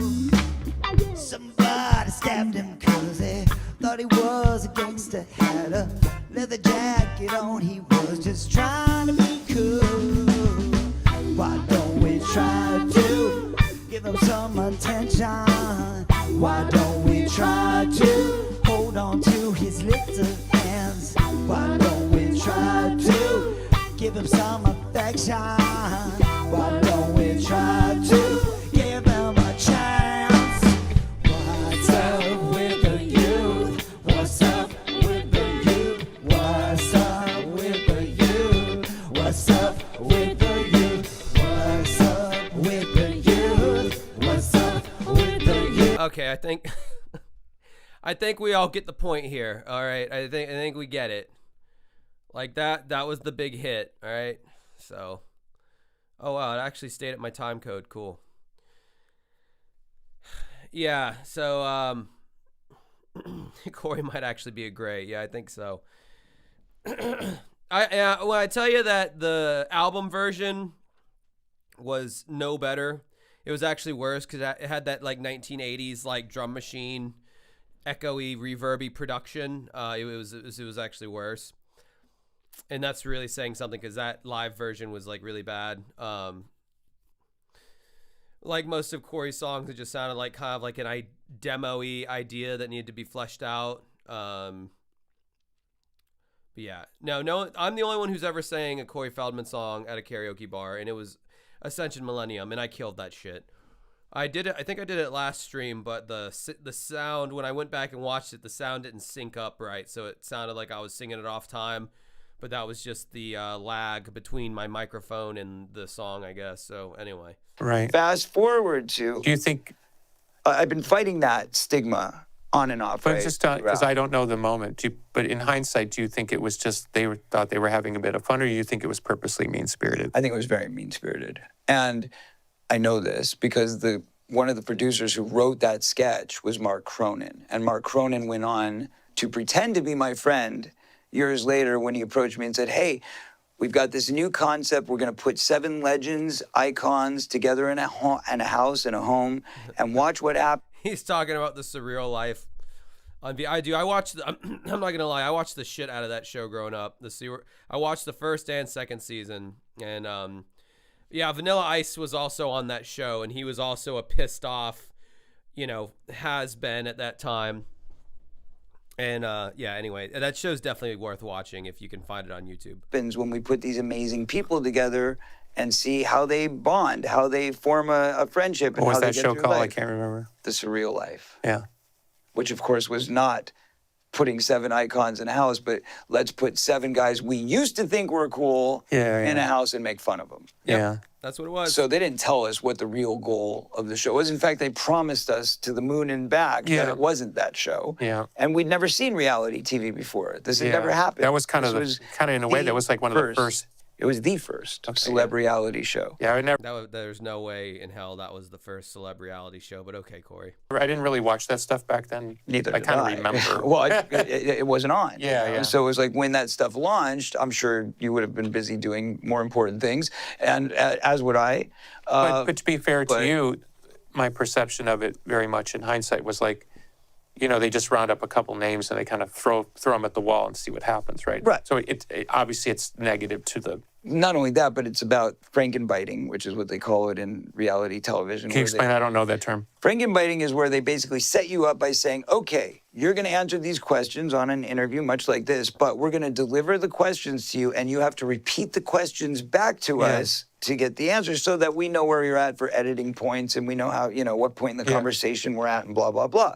This is actually slightly interesting because they do this all the time on reality TV shows. So just repeat the questions back. So they would frame things in a way so that when you repeated it back, now they have you saying their statement of whatever it is that you're talking about. So you're agreeing with it, even Correct. if you don't agree with And then they cut out the fact that it was ever a question, and now it becomes your statement. So the very first thing was, at the beginning of each episode, I'm Corey Feldman. I'm an icon. I'm an artist. I'm more than an icon, I'm an industry. I never said those words, but that became my famous quote. When you search my name in Google, that was my quote. Like, what a dick this guy is, right? Yeah, that's what I thought. Until he did this podcast, I thought that, because I remember sourcing clips for some Corey Feldman video I was doing, and I saw him saying that. I'm like, wow, this guy sure thinks a lot of himself, but it's that frankenbiting, which would not surprise me if that was just a totally made up Corey Feldman word, but I think it is a real term that they use. $5 AJR. Should Corey's songs be used in Ludovico's technique? I feel like this aversion therapy might be useful for POWs.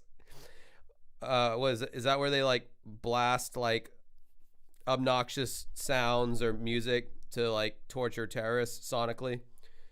So it was a Frankenbit sentence that they literally cut together out of three or four words. It does get into some of the stuff I wanted to ask you, but do you think that kind of cruelty, and I've experienced my own version of it, do you think that cruelty is just the nature of the cruelty of this business, or do you think people were purposely targeting you? No, there's specific people that are targeted and framed to be put in that light and to be put in that position. And I was one of those, and especially pertaining to my music industry career. To be fair to you, and of course that's why we're here, but there are times in my life where I found myself in rooms with certain people being interviewed, and I thought, this is not real. Like, this is like a setup, but I didn't know what the setup was for. Like, why are they trying to assassinate me? Right. Like, what is that about? Right. Again, what was the crime? I'll tell you what it's about. I mean, if we want to get deep, Let's get deep. That's why we're here. There's a good side and there's a dark side, just like Star Wars, Well, but what's interesting, I think. Very in-depth, Corey. Very, very insightful. You just got so deep there by saying there's a good side and a bad side like Star Wars. There's a very in-depth explanation. Thank you. I'm so enlightened now. Think about your journey in this lifetime is, did you ever see it was a movie, but it was also a famous book, Day of the Locust. Do you know this book? I don't. Of course he doesn't. Nathaniel West was a writer. Corey, or fucking Billy, nobody knows your fucking references, dude. Or your fucking weird words that you use. Like, my father sired another child before he had me. I think 30s, 40s Hollywood. He only wrote a couple famous books, and I think there's a good dude and a bad dude, just like Lion King. Yeah, Wes Smith, you get it. You get what Corey's throwing down. He either killed himself or something happened. But one of the movies was made into a movie around 1975. It's about a guy who's like an art director working in 30s Hollywood, and there's a cast of characters, and he goes crazy at the end of the movie. But like one of the characters in the movie is like a Shirley Temple type character with like a child star, but it's a wannabe situation. He falls in love with like an ingenue who's hoping to make it in Hollywood. And What's ingenue mean? Please enlighten me, Billy. Gets to see. So imagine a 30s take on dark Hollywood before there was ever such a thing as the take of dark Hollywood. Does that make sense the way I'm explaining it? Yeah. Imagine somebody writing way back then about dark Hollywood before anybody even knew about dark Hollywood. Right. Okay. But Because it existed. Yes, what I'm saying is, I can read that book or I can see some documentary, but you've lived dark Hollywood. Yeah. Like, not the mythology version, like the real version of dark Hollywood. And I didn't even realize it. Why did Billy have to bring up that 1930s book and whole thing to just say at the end of all that, you've lived dark Hollywood, you're not just the legend or whatever, you actually lived it? Couldn't he have just said that instead of like bringing up that obscure reference just to show how smart and like pretentious he is. Anyway. Until I put my documentary out. And it wasn't until that moment that I realized how real it really was, how much of a force it really was. Oh, yeah. And how much power and control they have over media, technology, everything that we do. And the reason that I learned this the very hard way was because in the moment that I premiered my film, which I did completely on my own because I knew they would never give me the shot. I knew that I went to a few of the big places like Netflix and blah, blah, blah to try to get distribution deals. Nobody wanted to touch it. Nobody wanted to look at it. I'm like, but you're doing the Epstein documentary. Or murder porn. You're doing this, right. But what's wrong with what I'm talking about? You didn't murder anybody. Right. But Murder porn? Where did that come from? also it's about kids being victims. That's the part they don't want to admit. Like, yeah, we can talk about Harvey Weinstein raping women. We can talk about the fact that there's terrible people that sometimes get away with stuff. But we don't want to admit that there's kids that are getting molested in our business. Yeah. God forbid. As much as I've been behind the Under favorite Smashing Pumpkins songs, we have Geek USA, which is a solid choice. Here's No Why is a fantastic choice as well. That's one of my probably one of my top 10 favorite. Both of those would probably make it into my top 10 favorite Pumpkin songs. Very solid. I actually learned how to play Here's No Why on guitar and it sounded like an interesting guitar riff to me. Wizard's Curtain in 30 plus years in coming to this town. There are powerful forces at play that I don't understand, but I know they exist. So when you tell me what you're telling me, without knowing any specifics, without knowing any of the specific people, I know what you're saying is true. Does that make sense? And I hope that translates to anybody I would say it for. I hope so too. Because 1979 is a great Pumpkin song. A little obvious of a choice, but it's still a fucking great song. to people who don't know it, it just sounds like kind of a weird fairy tale. Yeah. Because who wants to believe? And not only that, but who wants to believe they're going to write 100 stories that play to the idea that it is a weird. But I think we're savvy enough in the world, given the political seasons of the last 10 years, that people are starting to really understand the difference between, let's call it, the media, propaganda, and narratives. But it's hard for people to believe that the Magic Factory, which is what this town is, that there's this other side to the Magic Factory. There's an alchemy behind it, right? Well, that gets into a lot of different things, right? Yeah. Let's stay on the positive for a minute. I like it. So let me go back to, Please, yeah. since we were kind of going naturally to where the joke came from. Which brings us up to That's date. why that takes me exactly where I want to go. So Thank you. yes, there was that kind of always that little knife in my side, right? Remember when Kenny Aronoff was drumming for Smashing Pumpkins? Still wild to me. I thought he was he's a fucking fantastic drummer. He was in a drum tutorial video I got when I got my Tama drum set, because Kenny Aronoff was sponsored by Tom at the time. A funny story, that's actually one of the first times I found out about Smashing Pumpkins. Was they would play clips in between the tutorial of how to set up your kit, how to play some basic beats, and it was like of Kenny playing like Pug he toured with them through their Adore period because Jimmy was too coked out or heroined out or something. And yeah, so when I heard Billy sing live, I was like, dude, this dude's vocals sound crazy. Like, damn, does he sound like that on all his songs? I really like am intrigued by this. And yeah, it's all she wrote from there, boys. Ever since Howard Stern, I knew the beast I was fighting, which is that they're always going to try to point me and paint me into this box, into this corner of being a not real artist. I'm not a legitimate artist. Are you fighting the perception, or I was for many, many years. It was like, come on, see me, feel me, I'm real. And then it was like, okay, you know what? Here's what I'm gonna do. I'm gonna go make a whole other band, not put my name on it, not put my face on it. It's gonna be called Truth Movement. I gotta get those CDs. I got 2 more Corey Feldman reviews to do. It's his 2 Truth Movement records. And maybe if I just put out music as a piece and it's art and I keep my name away from it, I can see what people really think. And it worked. We got really good reviews for the first Truth Movement album. Very few people even noticed it was me because it's only like, okay, it's in writing, but it's like gold writing Corey Feldman's Truth Movement. But you really see Truth Movement as like the big letters. Sure. And then for the second album, I took my name off it completely. So it just said Truth Movement. Now I had the confidence to do it on the second album because I had the likes of John Caron, Scott Page, Mark Caron. I mean, these are some of the greatest musicians in the industry. I think Tarantula is a really good later period Smashing Pumpkins song.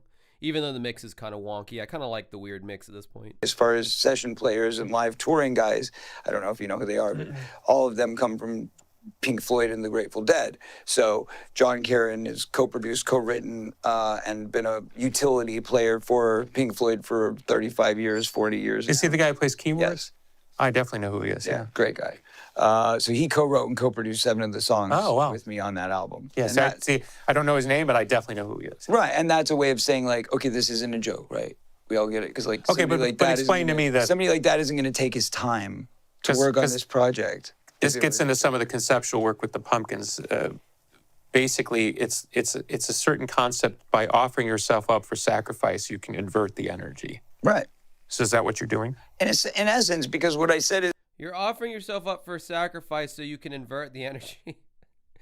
Couldn't you have found a more simpler way to put that, Billy? Was it saying you're making your music a mockery, so so if people hate you, they'll like it? I don't understand that statement. I'm taking my name out of it. I'm taking my face out of it. Judge it for what you will. But I'm going to put together the best team that I can that believe in what I'm doing and try to emulate this idea of art. Okay, whether but you you're still... perceive it or not. I follow that 100%.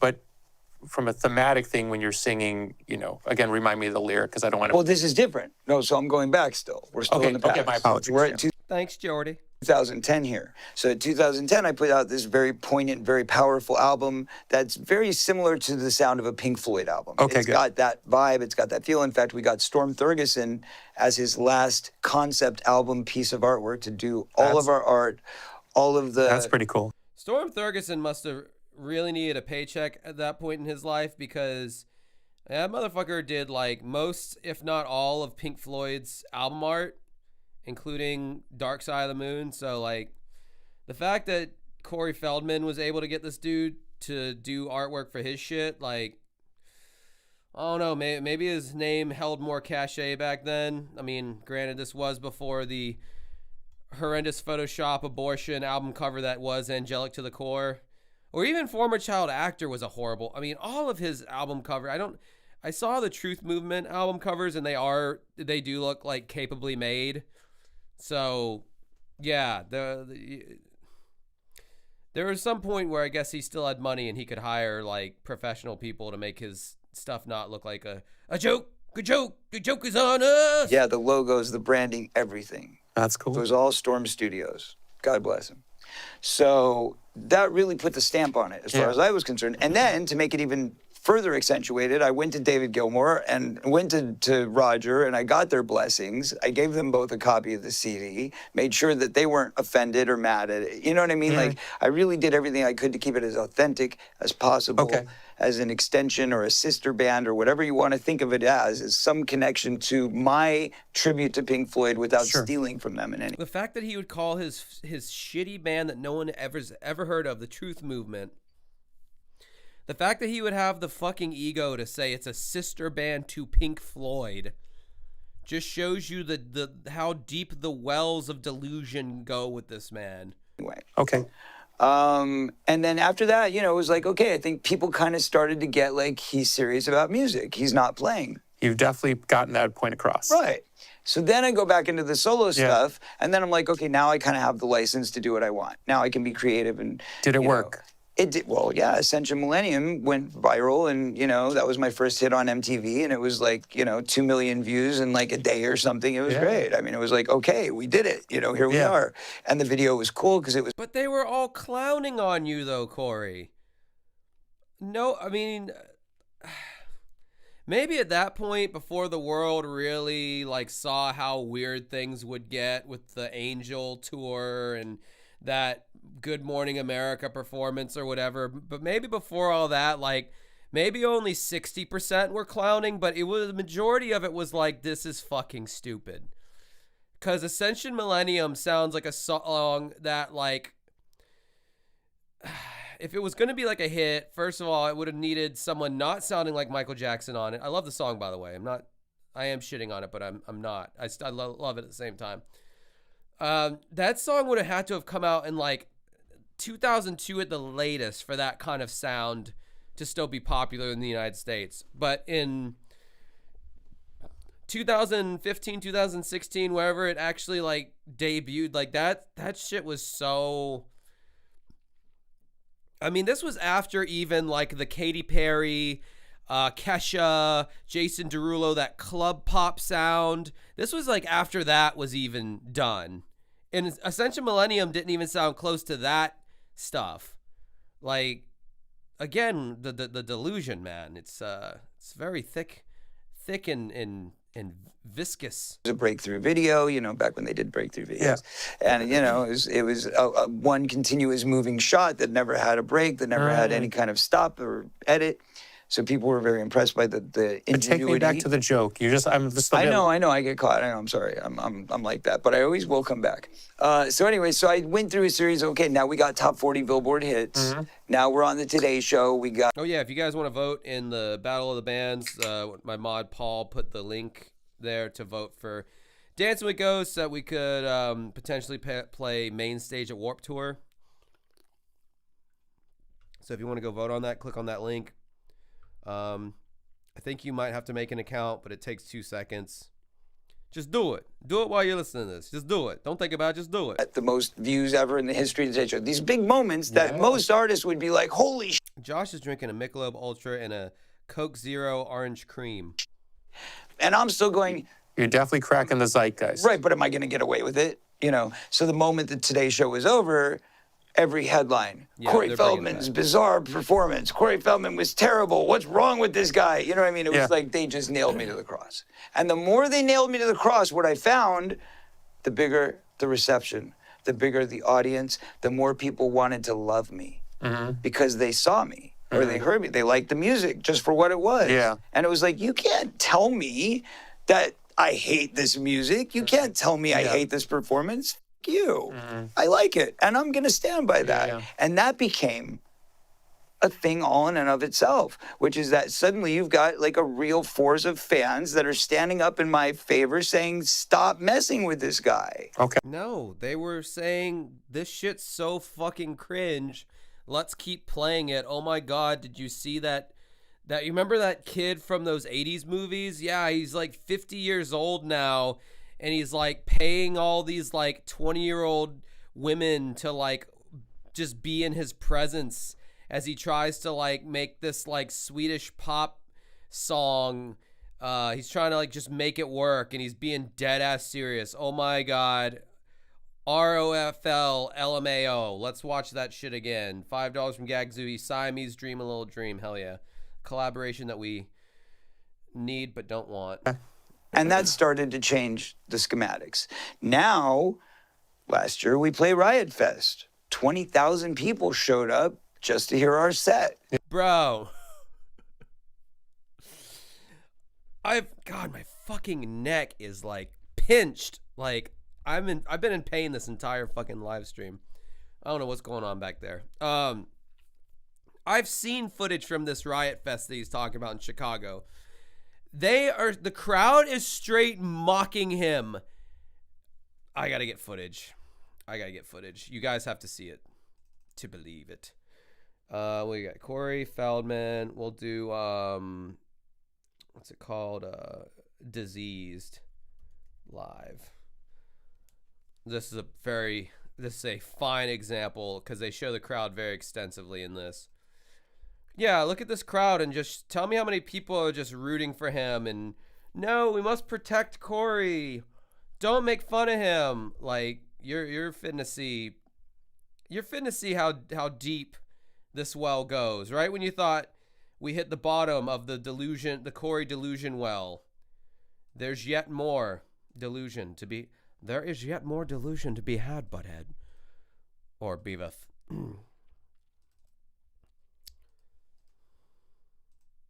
2005, an album I put out called Former Child Actor. Oh my God, guys!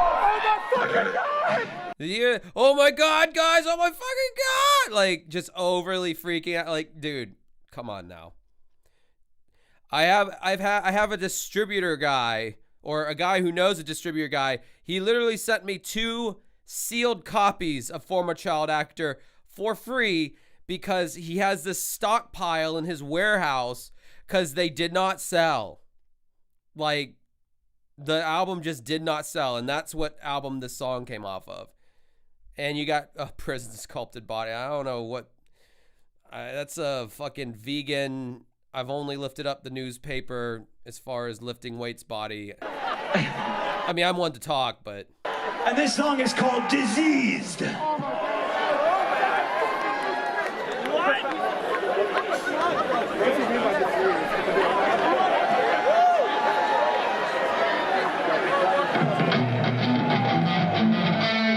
Get ready to rock. Just try to listen to the audience, because you hear some comments, and then watch the audience, and it kind of says everything you need to see.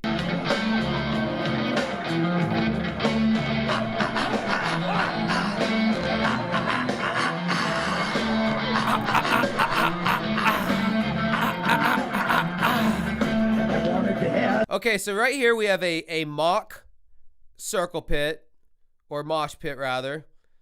Mocking very much so in every way. Never asked for it. Why is this happening? Somebody tell me why. I'm caught in a state of confusion, living in a world of delusion. I can tell you from all the pits that I've seen, this is 100% a mockery. They are mocking him. Nobody moves like this with that music playing.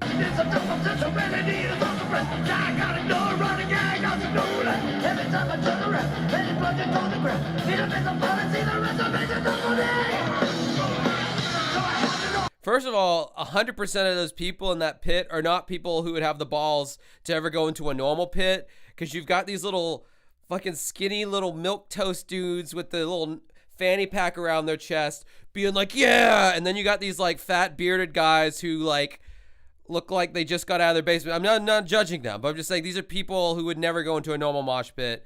You normally see shirtless dudes who are like pretty muscular, who are in like an honest to goodness mosh pit, you know, throwing bows and shit. $5 super from Vash. He sounds like every person trying to do Down with the Sickness at karaoke. Yeah. Let it too far, go way down, waving in the trees with a heart of pain and a head of disease. Going down, don't have it all. Let it too far, go way down, waving in the trees with a heart of pain and a head of disease. Going down, down, down, down, down, down, down, down.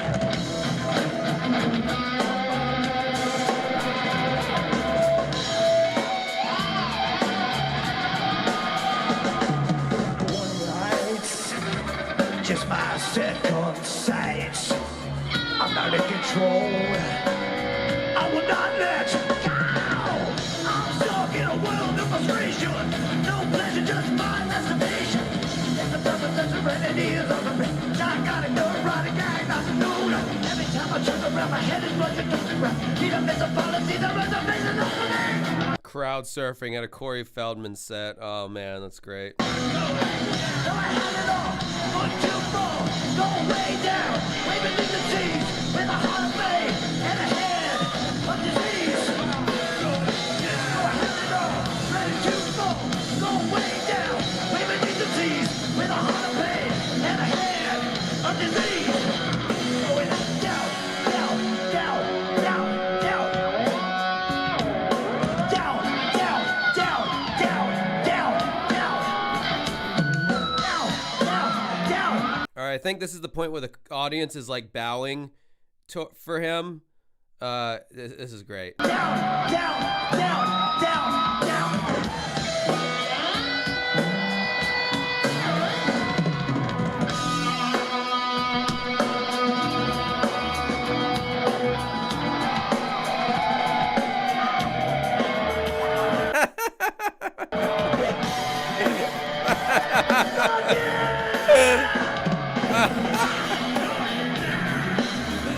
Dude, oh yeah. Yeah, none of these people are ironically doing this, bro. They love you, bro. Cocoa buns for life, dude. Go way down, waving in the trees with a heart of pain and a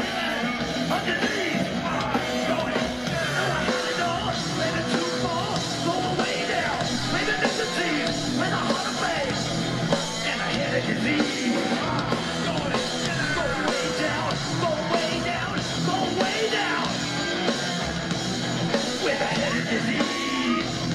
With a head of disease. With a head of disease. With a head of disease. With a head of disease. I'm going down. And he believes those to be all honestly be cheers of fuck yeah, you just killed that shit, bro. Oh, it's great. Great. It must be fucking amazing living in that world in your head where you're like, yeah, man, I am the fucking shit. I don't care what anyone says. Yeah. That was powerful. That made me go, oh, okay, this is working. Like, we're finally starting to get somewhere with this. So then shortly after that, they saw that it was working too. And their response was, let's take it back to making fun of him. Let's get rid of all this serious credibility. So you think it started anew? Yes, it did start anew because all of a sudden, literally there was this guy, and I don't even know his name, but he's some English dude who... He's talking about Justin Hawkins. I made a whole video on Justin Hawkins and his clickbaity ass. Justin Hawkins was the lead singer of The Darkness, still is. And he's got a YouTube channel called Justin Hawkins Rides Again. It's actually doing very well for him. It's, it's given The Darkness a second wind of credibility, I think. But yeah, Justin Hawkins does these extremely clickbaity videos. And yeah, he did several on Corey Feldman because he's getting the Fell Dog blessing, much like myself and Jim and them have, because people just want to hear about this guy. And yeah, Justin Hawkins was like, yeah, this is brilliant. This is theater. Like, this guy's clearly, like, doing all this on purpose. What a fucking idiot. Sits there with a guitar and talks crap about people or talks well about them, but he's a critique of all music. There's a lot of hot takes on you on YouTube. I noticed that. Exactly. And by the way, you can get tickets to my recent show at da-da-da-da-da, right? So they're like plugging themselves as they're trying to desecrate my career.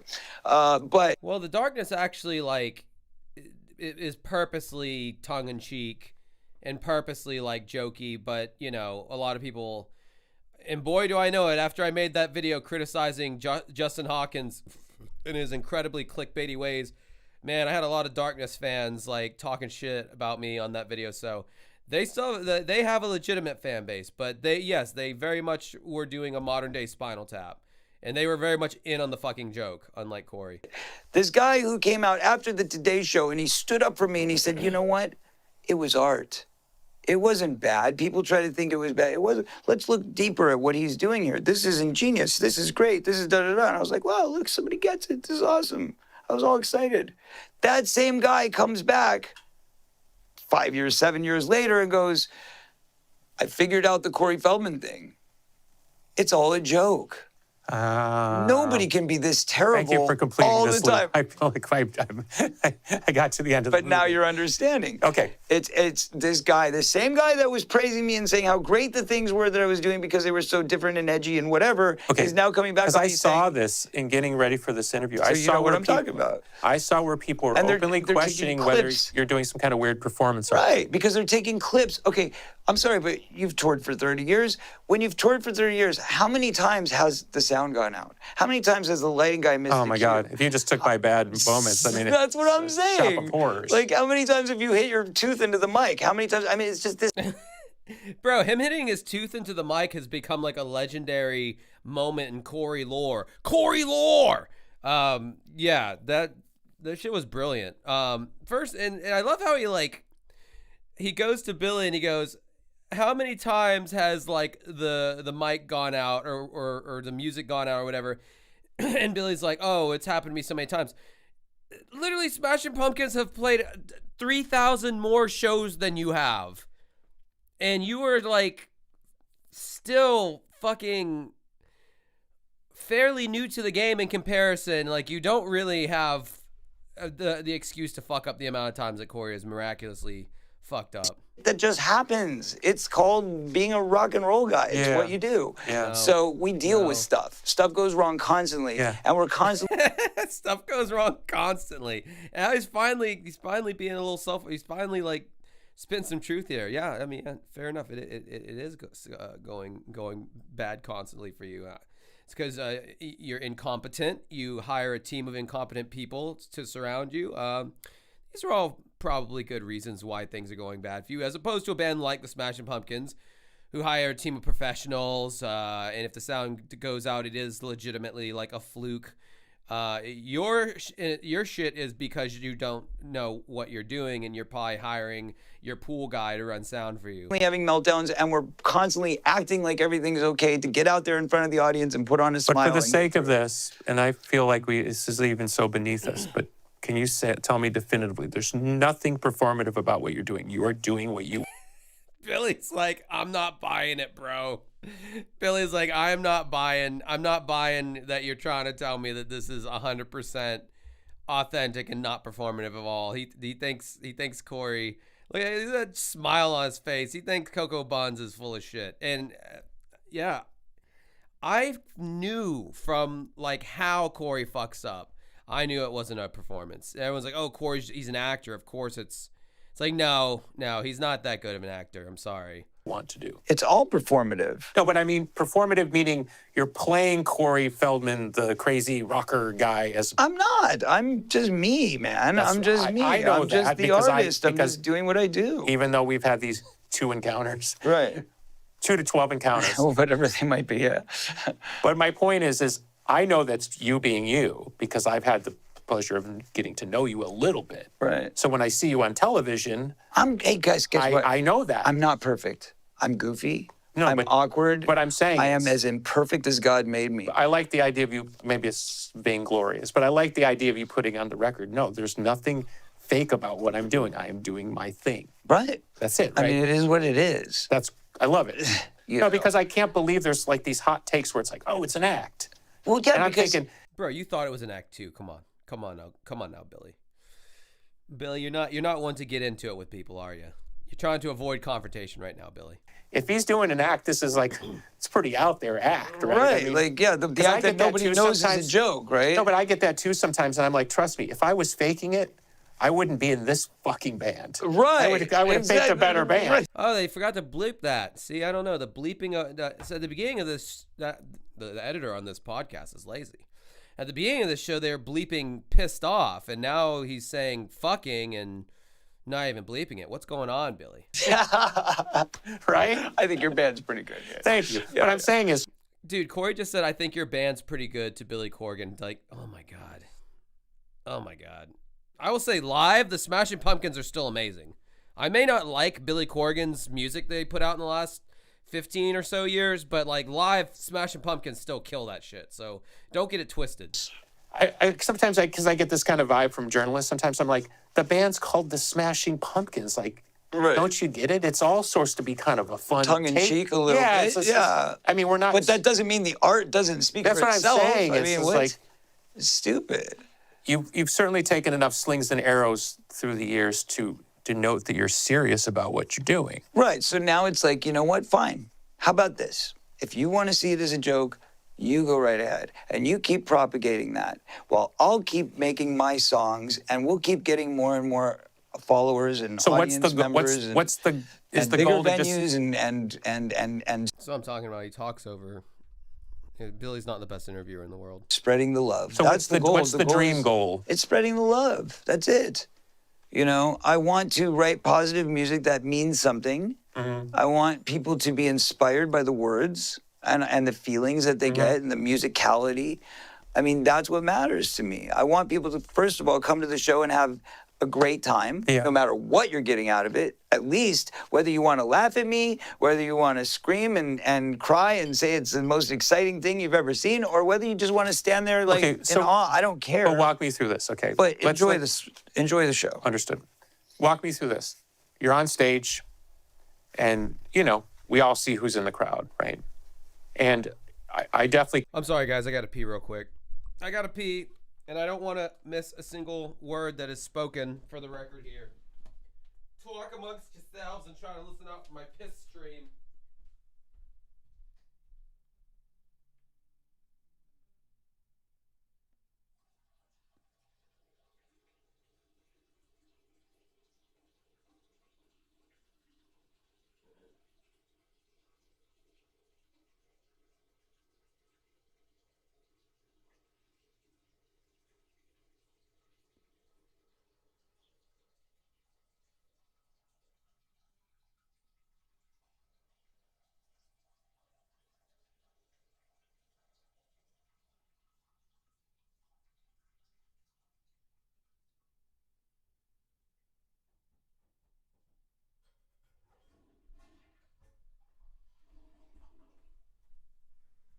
Oh God, I slept wrong. Now my neck is all fucked up. Fuck.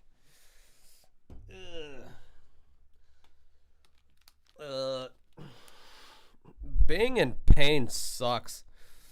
No, what the fuck I did, man? Slept some kind of fucking weird. Anyway. Can tell when people are there not because they're in love with my band. Right. Right. Arms crossed. Mm-hmm. Yep. Hipster beard. Yep.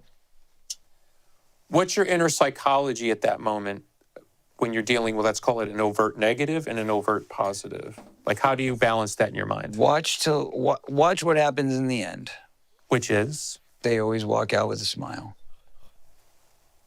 Now, either they walk out or they walk out with a smile. Yeah. They walk out because a lot of times they're overpowered. So in the beginning days, or the early days, I should say, and I don't want to say early days, 'cause the early days, it was all love. It wasn't until the Howard Stern era that, Sure. you know, them throwing these tags on me that people started doing the crossed arms, you know, side eye stuff. But once that started, yeah, it was real obvious. And it was 50-50. So So I would say half the audience is that. And Yeah. then half the audience is going crazy and crying and loving it and like totally there, right? So you go, okay, guess what? We're all going to have fun today. We're all going to have a good time. It's going to be a great show for everyone. And if you still don't get it by the time you're done, it's not going to be me that drives you out of the room. It's going to be the joy and the love I and love the that. positive feeling from the rest of the energy that makes you feel impish and insecure for trying to hate on something so positive. So in that way, you see music less as a sort of atavistic, it's about Corey Feldman, and more as it's the instrument by which you translate Absolutely. what you want people to understand about your the love universe, of life. or the universe. Maybe it's not even about me. You know, in most cases, it's me trying to convey some sort of message that's coming Yeah. from the ether. I don't know if it's God. I don't know if it's, Sure. you know. Bro, we've heard your music. You can't be this ethereal when describing angelic to the core, where two is spelled with the number 2. You know what I mean? It's like you had Limp Bizkit featured on one of your, Fred Durst featured on one of your tracks. You fucking like. What was that song? By God, looking at the white boys, swimming in my fountain, looking at the black boy. It's like, bro, you suck. You're not good at writing songs. So like, don't try to compare yourself to like Michael Jackson writing Billie Jean, where it just came out of nowhere. The space line, and then he just wrote the whole. It's like stop trying to compare yourself.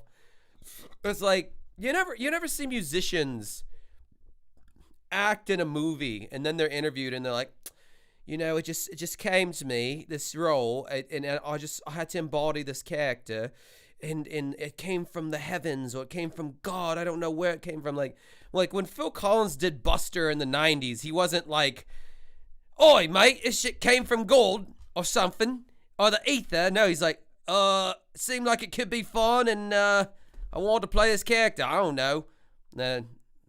Lovable Phil Collins for you, though.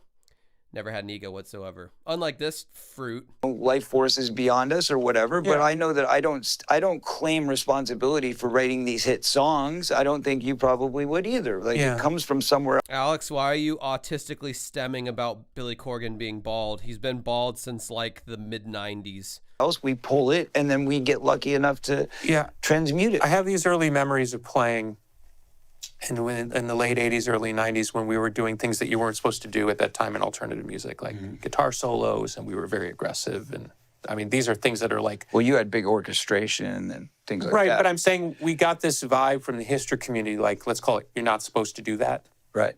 Right? You know that vibe? Like, Yeah. That's not cool. Right. It's against the grain. Yes. Yeah. And I have these very early memories of people almost kind of pulling me aside, and I'm not saying this has happened to you, but maybe you relate, where they pull you aside and they're like, you know, they're kind of laughing at you. You know what I mean? And you're like, I don't give a... Right. Yeah, because you wrote good music. The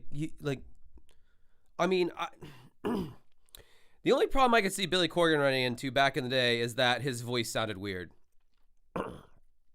Which it does. And if you're not ready for that and you hear like a Pumpkin song, you're gonna be like, you're either gonna like love that shit or you're gonna be like, this dude's voice is garbage. I hate it. Like I was on the I love it side because I did, and now it's transmorphed into some other layer of weirdness. But their music, I mean, as musicians, they were all like stellar players, especially Jimmy, the drummer, and Billy, his guitar work and songwriting. And so I mean, like, yeah, whatever, fuck them. You know, those people will eventually fall to the wayside. But like, when you're objectively bad and not a good songwriter or performer like Corey, like, yeah, it's you're never gonna get like a solid group of people who are legitimately like, no, dude, you have to really listen deeper than the surface layer, and you're gonna because there's nothing under that surface layer. That's all there is. So like you, think. Don't the Pumpkins have a song off a door called Apples and Oranges? It's a good comparison here. Can you explain your version of that? Yeah, it's called The Joke. Okay, but I'm saying But I mean, that's where we're at. I want people to understand that. Right. Because that's something I understand about you. Well, it's look, as an artist, you're bearing your heart and your soul. No matter what anybody thinks, you're taking the gonads to get up there, to expose yourself, to be raw, to be naked. You go there, man. Right. Well, yeah. You are a raw performer. Because it comes from the gut. It comes from the soul. First chakra, right? Wherever it is, you know, whatever your chakras are, wherever the light. Well, this is one right there. Well, yeah, that's the taint. The taint. That might be -1. Okay. But yes, it's whatever part of you it comes from, and wherever you pull from. Right. That's an individual quest. It's an individual choice. But for me personally, it's a very honest and virtuous experience. It's, I am going to give you all I have.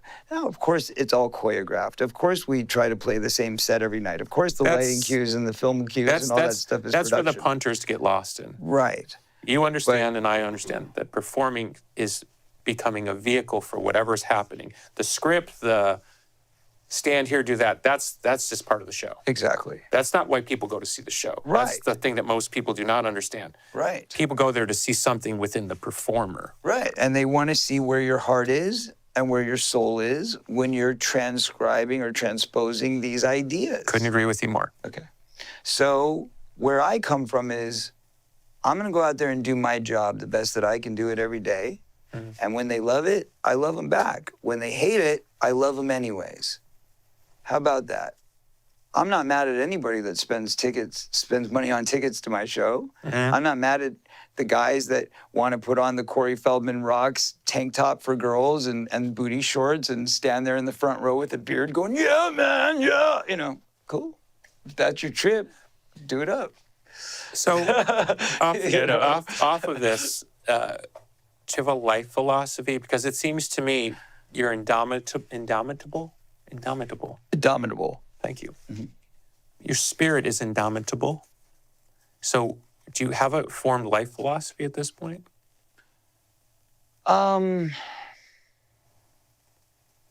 If I do, I'll probably change it tomorrow. Just because we continue, hopefully. Wow, this interview is getting boring as fuck. To keep growing and learning. The second we think we know everything, we're screwed.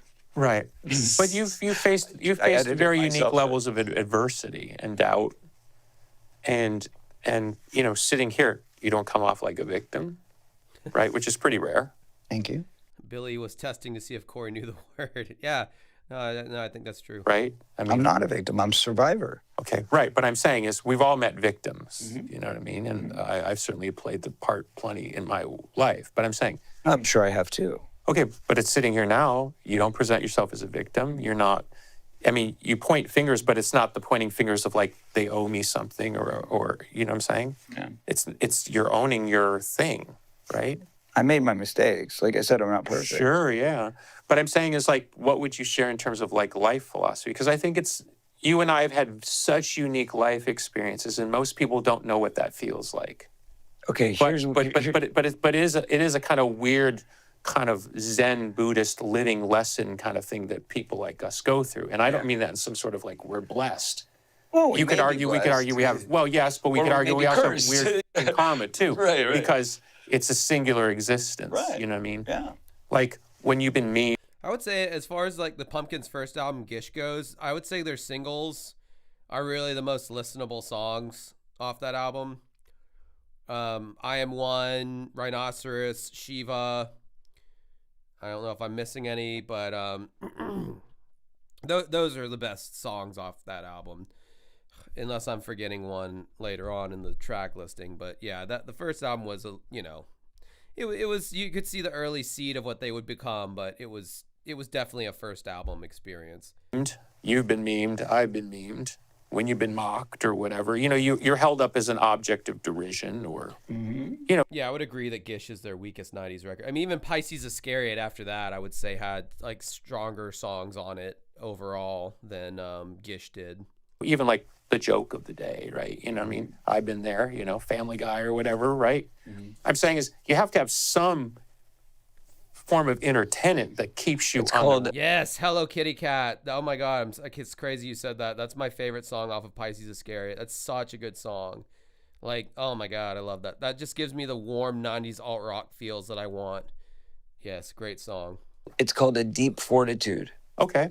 Okay. Is it a f you, I'm going to keep at it, or is what is? No. Okay. It's, for me, it's like, look, you built this thing, okay? I am a product of your creation, When you say you, who's you? the universe, the world, But are you talking material or spiritual? spiritual Okay. and material, both. Okay. Because look I didn't choose Pissant's a good one. Soothe is a great opener. It threw me off when I was a teenager because it was like so soft and acoustic, but now I think it's a beautiful song. to be an actor. I didn't choose to be famous. None of these were my thoughts, my hopes. Do you my remember dreams, my acting that goals. young? I remember all of it. But my point is, my grandparents said, we're going to come and babysit your sister so you can go to the Yeah, this cemetery," interview is or, definitely you know, drifting. My grandmother would say, I'm picking you up to take you on a Thank God vacation." there's not much left of it to go. This was like, this is what you're going to do. This is your life. Right. You are going to do Somebody made that this. choice for you. I didn't choose to be famous. I would have never chosen to be famous, knowing what I'm up against. I would have looked at all this and gone, no thanks, I'm good. I'll stay in the background painting pictures or something. You know, I don't even Right. do that well. But something.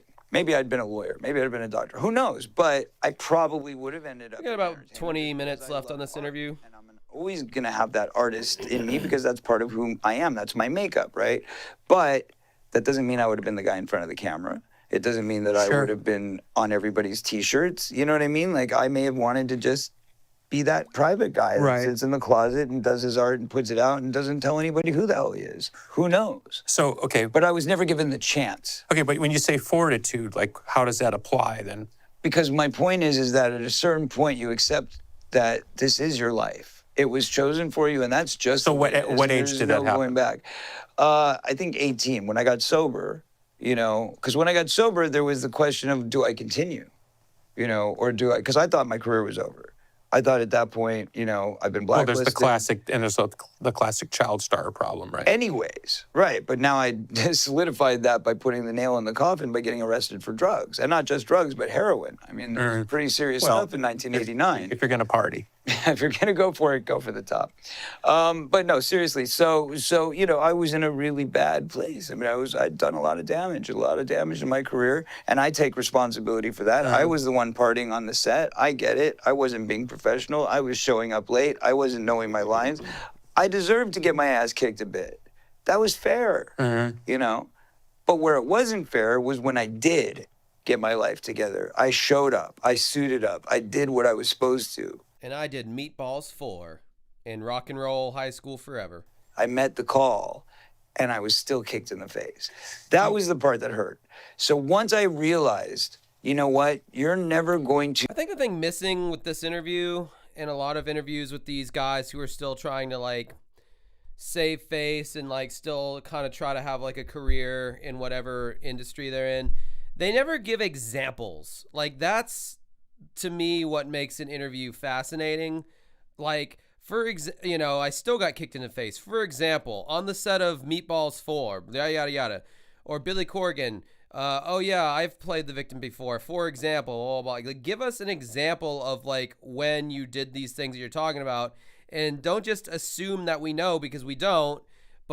And they know we don't know what they're talking about, and they want to keep it that way until they're well out of the industry, and that's when they release their autobiography, and that's when they talk about it, like 30 years removed from when it could actually like affect anything. Now Corey's already released a biography, and the validity of anything that he said in it is up for grabs, but Billy Corgan hasn't, and I feel like at some point he probably will, but I feel like when he does, he's still gonna keep a lot of shit out. He's gonna redact a lot of shit. He's gonna like not talk about it because he doesn't want to give certain people the satisfaction of whatever the fuck, because that just kind of seems like what his vibe is. But I just wish these people would get more in, like, what specifically are you talking about? You win because they're going to give you that, ladder. Yeah. They're going to throw you the But safety why do you, net. why, So why do instead, I've got to survive.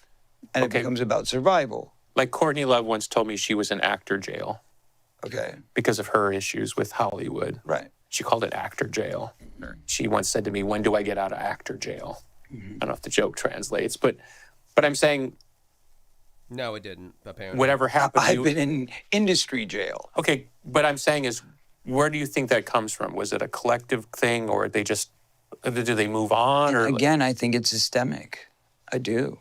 I think that no matter whether you're a prince or you're a pauper, at the end of the day, if they fear that you're going to come to terms with the things that you've been through and speak on them and make a vocal presence about them, they want to stifle your voice, they want to nullify you, and So- they want to squash you as much as possible until they make you the offer. Are you going to be part of the big kids club, or are you going to be in that little so box? 18, 19, did you start letting people know your feelings about what had happened to you? No. At 18, 19, I said, I'm going to get sober. I'm going to try and make enough money to pay off these debts that I incurred. So you're being an sober and you idiot. go, I'm This is what the interview looks like upside down. I'll see if this makes it any more entertaining. ready to go back to work, and what happened? And I got B movies up the ass Why didn't they let you back in the kingdom? because they didn't know which way I was going to go. Did they tell you anything at Nope. that point? I guess that's a collective they. But what But it is... you definitely felt the cold wind blowing. Oh, yeah. I mean, there was no... Like I said, I was auditioning for these major roles, for these major films, and I was getting Now I am also upside down. shut down every time. Either I would get... So they either still I would let you get the come part. audition. Right. Okay. But then that became a Hanging thing, from the because then I ceiling. started getting so like insecure. They're like, well, I'm not getting the parts anymore. I used to walk in the rooms and I'd get every part I went on. Now I walk in the room and I'm laughed at, or I'm feeling like I'm being mocked.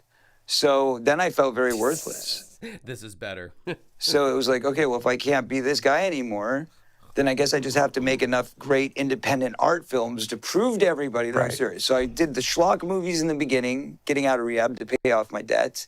Then I realized that was only a detriment to my career. Yeah. So then I said, okay, can't do that anymore. If it's not art, I'm not doing Because it. you could have done that into infinity. Of course, but then it would just keep getting like Somehow Billy Corgan looks younger upside down. I don't know what it is. Maybe because he's a vampire. B movies, C movies, D Isn't it movies, interesting Z about the movies. media is that they never give you credit for what you don't do? Does he not look a little bit younger when he's upside down? I don't know. That's just me. Exactly. That's right. That's right. And that's when I started to realize I will get huge money offers to make Fair enough. His skin is lifting upside down. That's a good point. fun of myself. Huge money offers to patronize myself, to mock myself. But if I want to do something that's going to excel my career because it's art, because I believe in it, because it's passionate to me, that'll have to pay a price for. And those are always the ones where it's like, I'm sorry, all we can pay is scale. I mean, if you're So that willing starts to do at it, what, how old are you when that thought hits you? Like 22, 23. okay. Yeah. So at that point, I start to realize this is a no-win situation. They may never let me back into the big leagues. This may be, I'm an independent art guy for the rest of my life. And that's okay. Yeah. Because as long as it's art, I'll be okay with it. Right. No more with the B movies. No more with the schloggy stuff. I'm done. Unless it's a wink and a nod to me making fun of it. Yeah. But I'm not doing it for real. And that started in 95. And from 95 on, you can look at the That's sort of catalog. around the time when I first met you. Yeah. And so it was right around there that I was probably getting a bit of intuitive like insight to where I was at or what I wanted. Right. And at that point, it was like, okay, I think it's time to just lock it down. Yeah. From now on, my music or films, whatever I do, if I don't respect it, if I can't Sorry, I was getting a little seasick there, so I had to reorient myself. eat the character, if I can't own it, if I can't become something completely removed from myself, because they're going to want to keep putting me in that box of being the schloggy jerk guy that I was in the Goonies, that I was in License to Drive. They want that character over and over and over.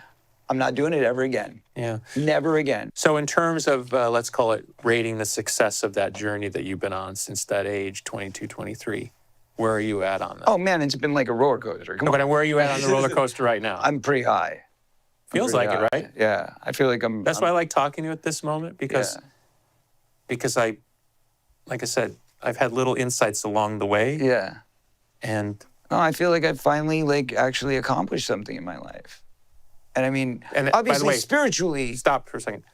And that's Wow, listen to Billy taking control of the interview. Stop for a second. Shut the fuck up.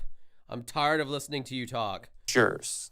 Right. That's yours. Right. Not reading somebody else's lines. Right. Not being pushed into something by forces that you don't understand. Right. And the biggest accomplishment out of all of them is my beautiful son. Oh, Zen Feldman. Jim and them is pop culture, you guys. That's the greatest part. Because it's authentic, it's real, and he's a beautiful guy. I'm so pleased, so grateful. How old's your son? So blessed. He's 19. Okay. And he's a spiritualist. His name is Zen, so he was kind of built into it. Well, you backed him into that. It was a prerequisite. Where do you go? Where do you go with the name Zen? Right. I mean, he loves playing the tin pan. You know what I mean? Like that's kind of his the talking drums and all that kind of. I mean, he's a musician. He's getting that direction. He's going that direction, but he's really into meditation and spirituality and just reading about chakras and. Oh, he sounds insufferable already. I can already tell this is gonna be an insufferable little prick. I bet he hangs out with what was Chester's kid's fucking cringy ass name? Chester Bennington's annoying little shit stain of a son. God, what was it? It sounds like him and Feldman's son would be like fucking Boku. Yeah, it was Boku Bennington. Boku and Zen. Oh my God, what man? These fucking famous people, their kids are always so fucked up, man. And becoming a breath coach is his new thing. He's becoming certified for breath work and sound baths and that sort of thing. So yes, he's definitely on that journey. Speaking as a father, I have an 8 and a 5-year-old. Oh, congrats! Late in life here. Nice. I plan to have another when I'm 60. I want to go the McCartney route. I think Anthony Quinn had a child when he was 81. I know. Well, look at Pacino. I like the name Mung. Mung is a beautiful name for a child. Very viscous. Mung. I might steal that. And De Niro, they're both having new kids in their 80s. There you go. Yeah. So we all should be so lucky. I know. I love that. Have you, this is a personal question, and if it's too personal, you can just skip it, but do you feel you've been able to help your son avoid some of the stuff that you've been through? Absolutely. Isn't that, in a weird way, the most healing thing? Oh, it's amazing. The last thing he wants is to be an actor. It's the last thing But even he like, wants. let's call it like sending him into the all of it, into man. the abyss. Listen, right? he's never had to do blow. He's never had to do blow. I mean, just say. I'm a great dad. My 19-year-old son's never had to do blow. Corey Feldman, everybody. Saving him from that journey. There's the line for the T-shirt. Exactly. Or there is no more lines for the T-shirt. But anyway, sorry. But Cheap. No, this is the conversation I hoped we'd have. So I'm really enjoying it. Because one of my pet peeves in American culture is when people decide that people of ability, people of great spirit, they sort of make up kind of a story. And, when I first met you, mid-90s, there was this story about you. You were this, and you were only that. What was the story? The typical interesting to child hear. actor, a little bit lost, had some issues. And Shame that one couldn't get Well, it but, together, coming- right? What a tragic loss. He's 19, his life's over. but that was the vibe, Yeah. right? That's the vibe. I know, that Now- was the agenda. Right. Okay. But, I'm a typical American at that point. This is all pre-internet. Well, no, but you're a what pretty I'm saying famous is, typical okay, American. what I'm saying is, I grew up in Chicago, and Yeah. I'm meeting this. Up until that point, you'd had I'm a meeting fairly this normal. famous actor. Up until the time I met you in the flesh, you might as well be a two-dimensional cartoon character that I've seen in some movies. You're not a real person to me. Mm-hmm.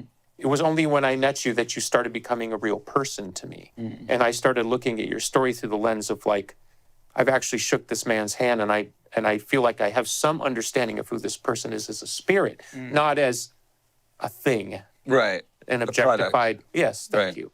And there's no better, let's call it objectification factory than Hollywood when it comes to the movies. Let's face it, being in a movie is fucking immortality. You have a certain immortality because you've been in some oh, they went back to censoring swear words again. Very inconsistent. of these incredibly classic, I don't want to call kids movies, but those Movies in general.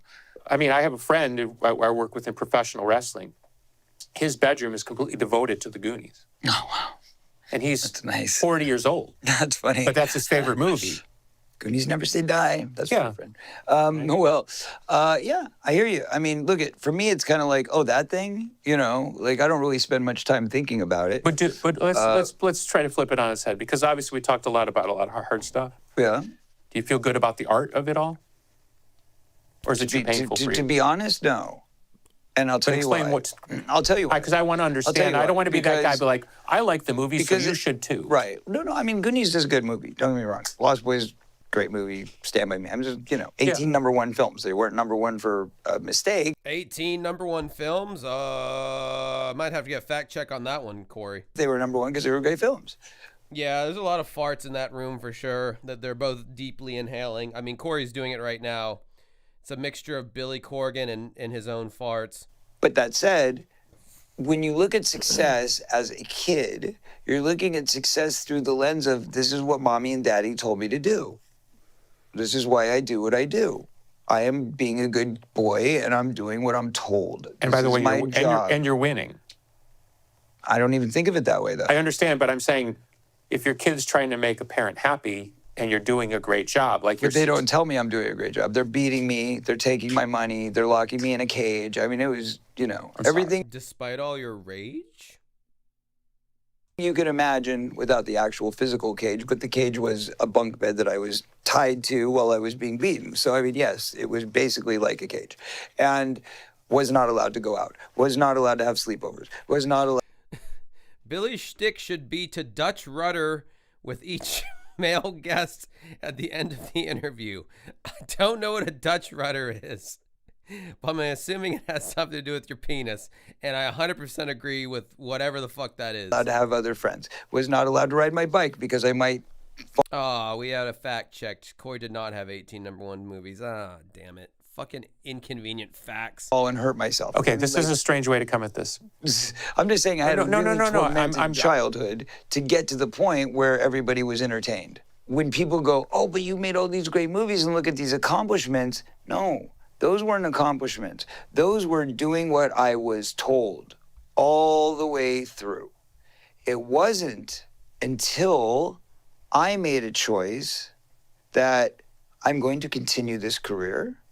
I'm going to find challenging work that interests me, that excites me, and I'm trying to convey a message of positive energy and love because I had to go through hell. And I hope that people can understand from my pain, from what I had to go through. Be right back. Gotta pee. Then we're gonna watch some cracked out looking dude at one of my karaoke gigs sing "Bullet with Butterfly Wings," and he actually sounds kind of like Billy Corgan. Through that you should never make a child go through this. You should never go down these roads and make those same I want to belabor it mistakes. just one more time. And I hear what you're saying. I mean, I feel emotional. So when I look at the work, okay, I think this is where you're going. Yeah. When I look at the work, I go, well, that's great for what it was, but what's an accomplishment to me? An accomplishment to me would be right now making a film that everybody appreciates and goes, this guy's a brilliant actor. That's an accomplishment. But those in the movies were industry. successful because you were a brilliant actor when you were a kid. No, because I was one of many brilliant actors. And I was part of a very brilliant crew with a brilliant director, I guess- a brilliant producer, a brilliant writer. I'm not What trying to be your saying is- therapist, but I what I'm saying is this, what matters now is what matters now. Totally agree with you. And I have a movie coming out, by the way. It's a film that I shot 20 years ago. read about this. It's called The Birthday, yeah. Yes, see, I know. I did my research. Good job. And this is a brilliant work. Mm-hmm. And I'm very proud.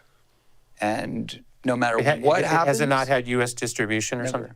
It was shut down. It was shelved intentionally. Okay. And this was at the point where So I this could is have, something you're proud This of. is at the point where I could have turned it all around as a young actor. Yeah. And I could have been that guy still. This was like my last So chance to really do that. Your aspiration is that people will see this and understand that Well, that it's art, there is first some, of all. It's well, a beautiful but piece there of also art. is proof to the case you're making. Right, which is that I was always there. So it's not like I lost my talent all of a Okay, sudden. can I A lot make- of people try to frame that. They say, Sure. oh, well, then, he became an adult and he just couldn't act anymore. That's what it was. He just- I love when people try that shit with me. Oh, really? Well, then go watch this one.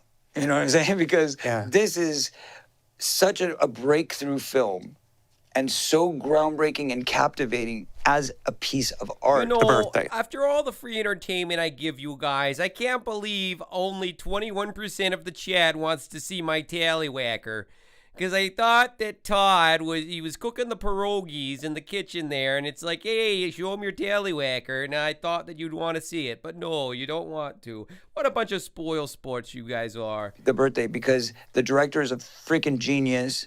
He wrote and directed it. He's like he's the Stanley Kubrick of Spain. He's the Quentin Tarantino What's of his Spain. name? Like, his name is Eugenio Mera. Okay, can I make this point one more time? I'm not trying to be your therapist. I swear Go to God. ahead. Go ahead. Riddle me this, Batman. Mm-hmm. Okay. Would not, on some level, making peace with your childhood work be healing for you? I'm at peace with it. I'm at peace with it. I have no negative connotation. Because you asked me, was there something redeeming about it all? Yes. There was something, we never got to that. The love. The love. The Because- love, the love in the work, or the love that people have for the work? No. The love in the work, the love in the moment, the love is the fact that I'm still friends today with Ke Huy Quan, with Sean Astin, with Cary Green. I bet these people would have a different take on that if you were to ask them if they were still friends with Corey Feldman. With Josh Brolin, with Jerry O'Connell, with Will Wheaton. Like these So you have Jameson that. Newlander, Okay. these kids that you grew up with. And not just the kids, Richard Donner became a father to me. He was the closest thing to a father that I ever knew. Okay, so that's what I was trying. I was trying to see if there was something that you held on to. Okay, that's it. There were some beautiful people. Yeah, I mean, who gives a fuck about a movie? And that's the thing is like, yes, for all the fact that there is this dark power that controls things in the industry or in politics or in wherever you want to go with it, there's this darkness that looms over, but there's also this beautiful, amazing light. That's all I was after. Yeah. That's and all. I mean, it goes both ways. So at least you understand why I was harping on. Absolutely. Yeah. And let me tell you, I'm so eternally grateful for those connections that I made. I mean, Steven Spielberg treated me beautifully. Just today, And now he won't return my calls. What's up with that? Stephen King tweeted a picture of him holding my Funko Pop that I gave to you, and he's like, I got a signed Corey Feldman Funko Pop. He spelled my name wrong, but that's okay. And that should have been the end of the interview right there. Just dude, this guy's such a fucking doofus. It's the fact that Stephen King, one of the greatest writers in the world, is, flaunting his proud possession of my signed doll. Now you should. I got this Corey Funko Pop. Wait, that's Stephen King's supposed to be saying. Whatever. And retweet it and then misspell his name. Yeah, Feldman. exactly. You know, those are little victories. Those are little victories. Just the fact that people Bro, if you misspell Stephen King, I'm sorry. You have to go back to remedial school. care enough to remember, and the fact that we made some Yeah, seriously. Bum, bum, bum, ba, da, da, da, da, da. lifelong, lasting friendships that actually have meaning and value. That's my family, because I don't know anything else. I didn't have a real family. I haven't spoken to my mom or dad in 30 years, 20 years. Because of the exploitation part of it?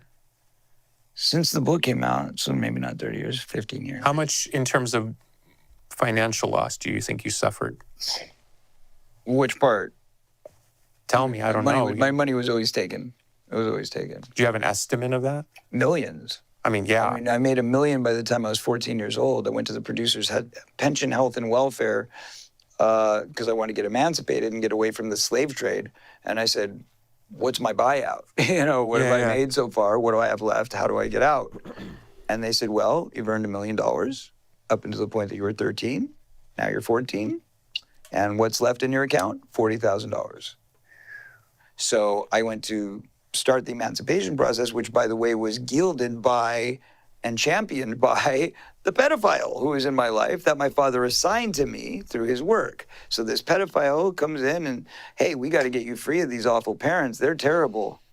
Let's do drugs and I'll, take advantage of you when you're sleeping, and then we can use the daytime to go and hire a lawyer and find you some clear defense. So how screwed up is your head then when the guy who's the bad guy is the one that's saving you? Yeah. Right. So anyway, he got me through getting the lawyer, getting to the emancipation part, and then proving to the courts that I was able to sustain a life without being supported by parents, because I was never supported by parents. Yeah. I've never known what it's like to have a mom or dad bail you out. I will never know what it's like to have your parents pay for your school. I will never know what it's like to run home when you're in trouble. I don't understand those concepts. Yeah. I'll never have that experience in this life. But what I do have is the beautiful experience of being all of that for my kid.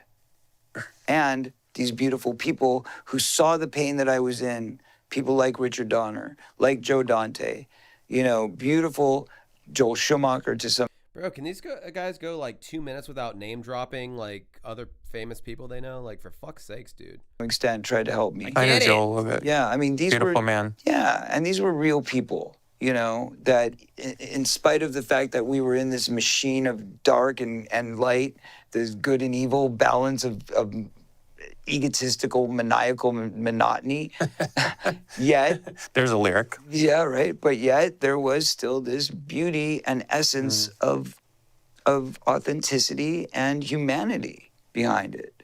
And that is where I found my niche.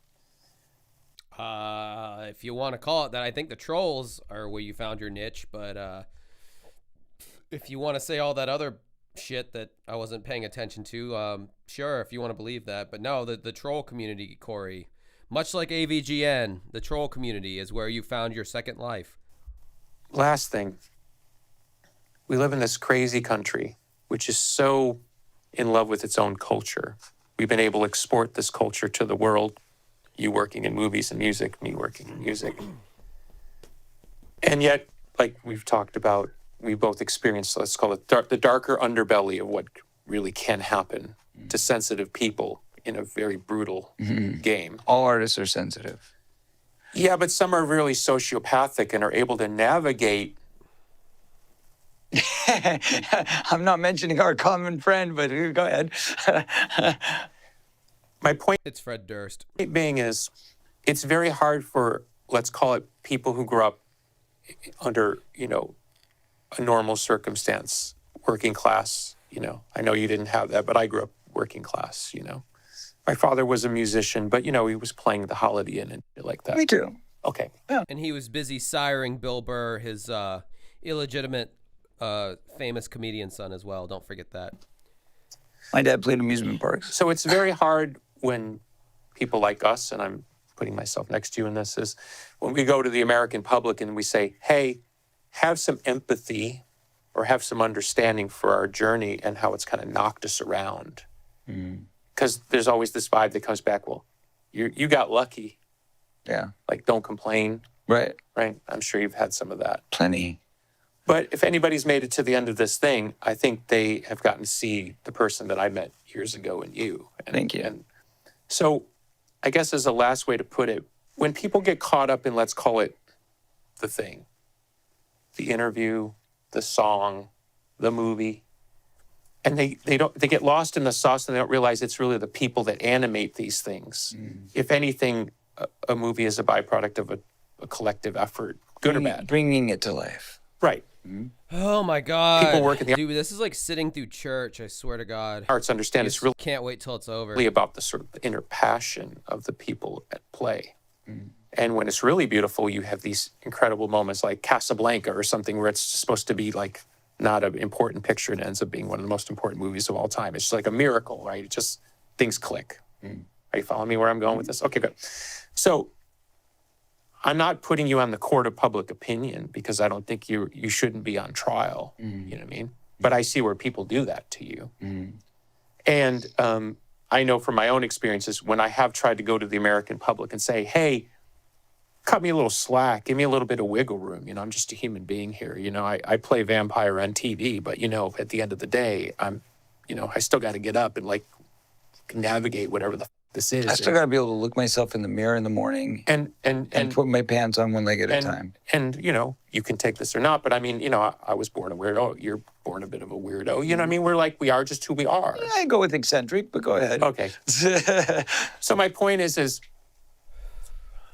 4 agonizing minutes left, guys. having said all these things and explored all these things, what would you like people to understand is the most important thing that you want them to understand? I've gone after what I wanted to understand, and you've been very transparent. I appreciate you for that. But what do you want people to understand?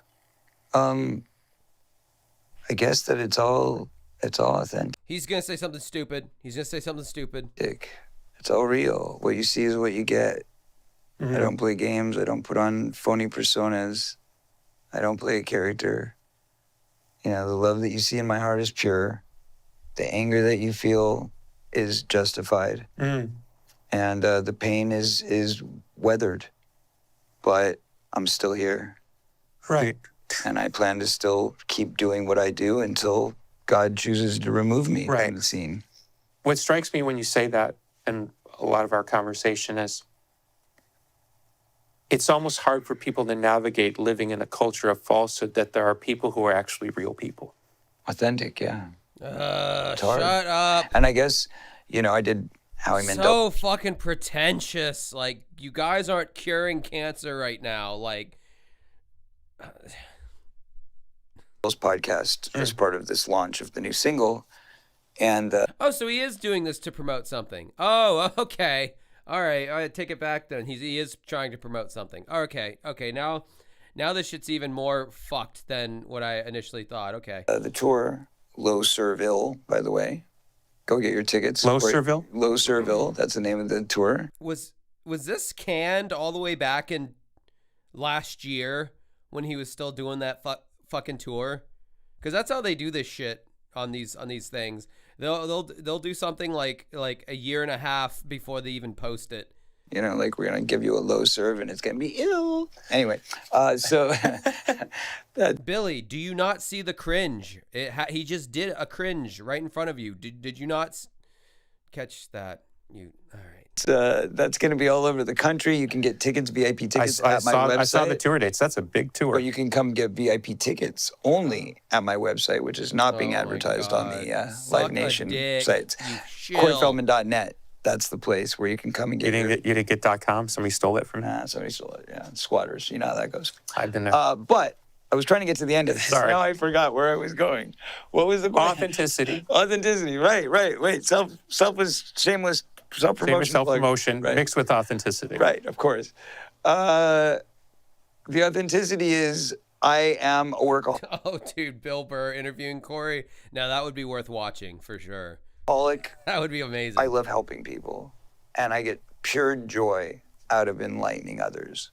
So if I can prevent somebody else from having to experience pain that I've already struggled through because they're willing to listen and not too bullheaded. What's funny is I want to actually try heroin right now instead of like not doing it. I want the opposite.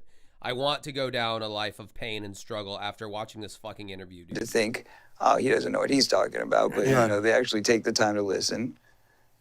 Hopefully I can save them some pain, some heartache, and help people who need that and are ready for that help. Yeah. And if I can accomplish that in some small way, saving people from pain, making the journey a little bit easier, and realizing that, look, what we do is not rocket science. We're not solving cancer. We're not changing the world by...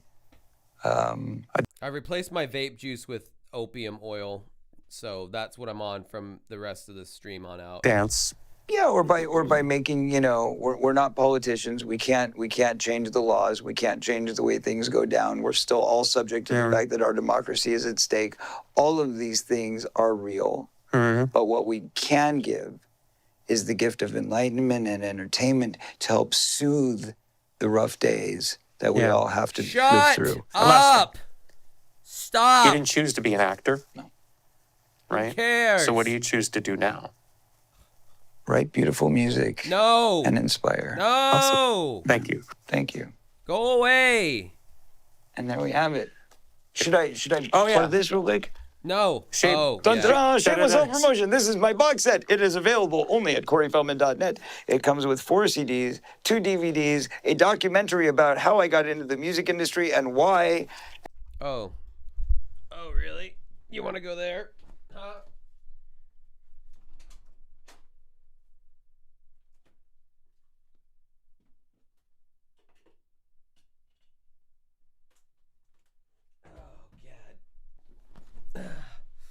Too late, Corey. Your promo already worked on me a long time ago, buddy. I got it. And it's fucking massive. It takes up the entire... And it's stupid. And I don't have the thing on the back. I don't know. Where... Maybe that's a sealed one. I already got it, brother. It already worked. I got it rush delivered at the beginning of this stream, and now I have it. And a full 50-page color magazine that looks like a teen magazine, complete with a pair of Wayfarer-style sunglasses and some musical picks and backstage passes and all kinds of fun stuff. Box set. New album, Love Left 2. Army with Love. There you have it. Billy, you should be ashamed of yourself for having this clown on your fucking podcast, even though you're generally not good at podcasting or video, whatever the fucks. All right, well, fucking A, that was that. Shit. Oh, God. That got painful at the end.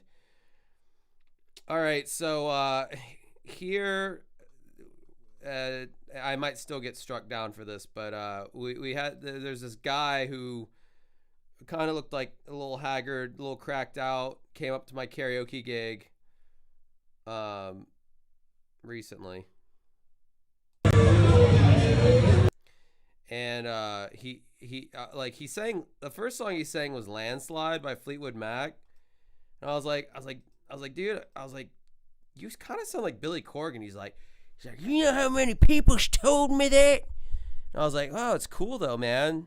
He's like, I can do some Smashing Pumpkin songs.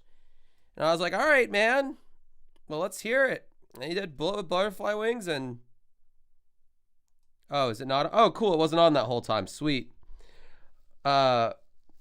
Anyway, so I don't think anybody heard what I just said. Cool. Oh, wait. Never mind. No, you could. Because my other... Jesus, I'm so professional. Anyway, I'm not saying this guy's amazing, but I was not expecting some rando at my Monday night karaoke gig to kind of sort of sound like Billy Corgan. So let's hear that.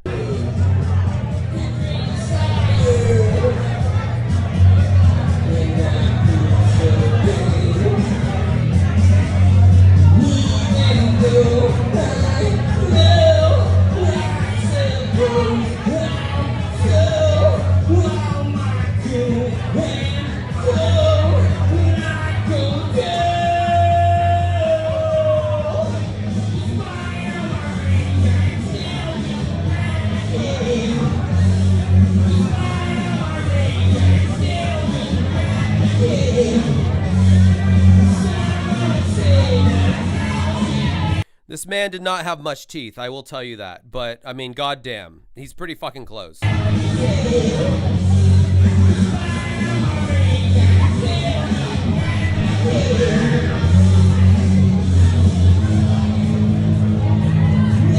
No backing vocals. No, this was all him.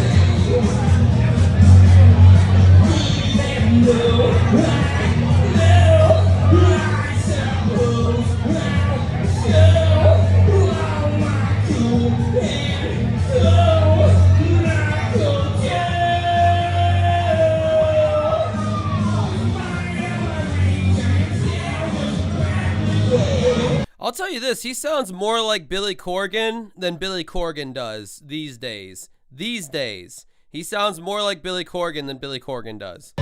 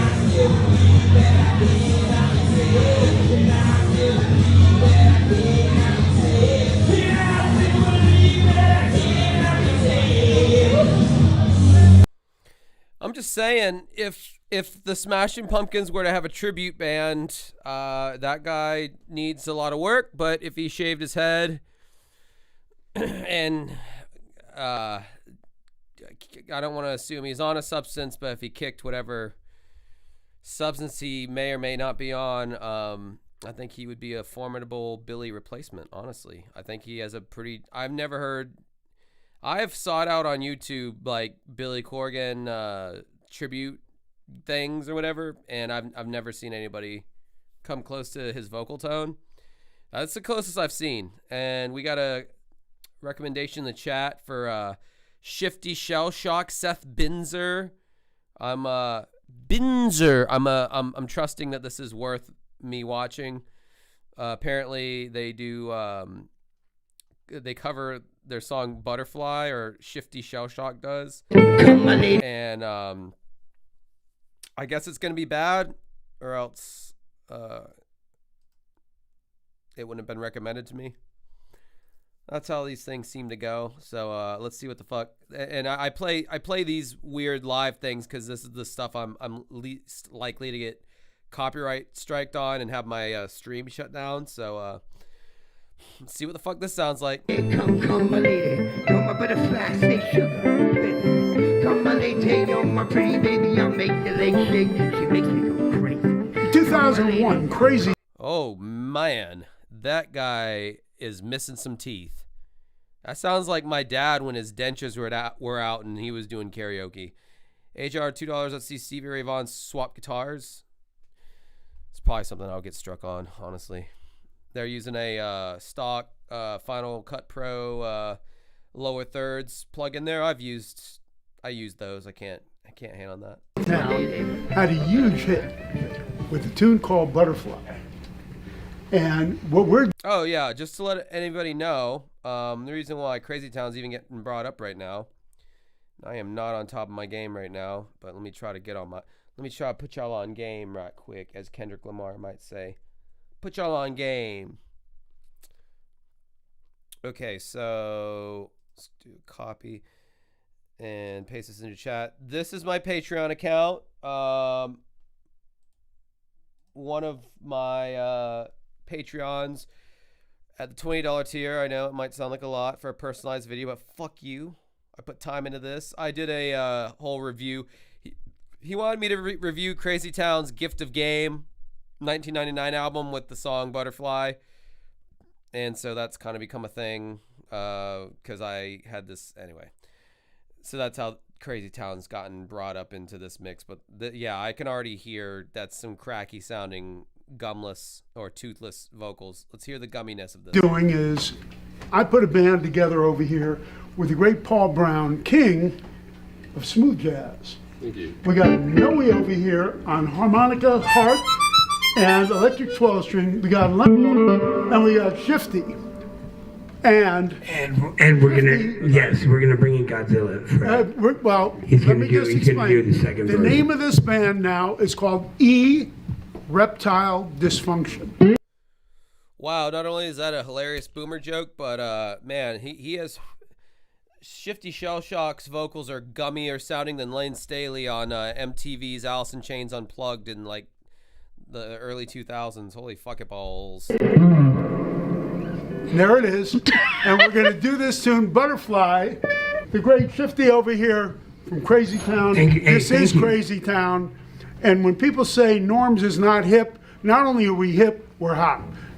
Oh, this is a music store. This is some kind of local music store wherever they're at. Okay. Norman's Rare Guitars. All right, whatever. Yeah, I'm pre-cringing as well. Right here. Reptile Dysfunction. Go for it, guys. Reptile Dysfunction. 1, 2. All right. 1, 2, 3.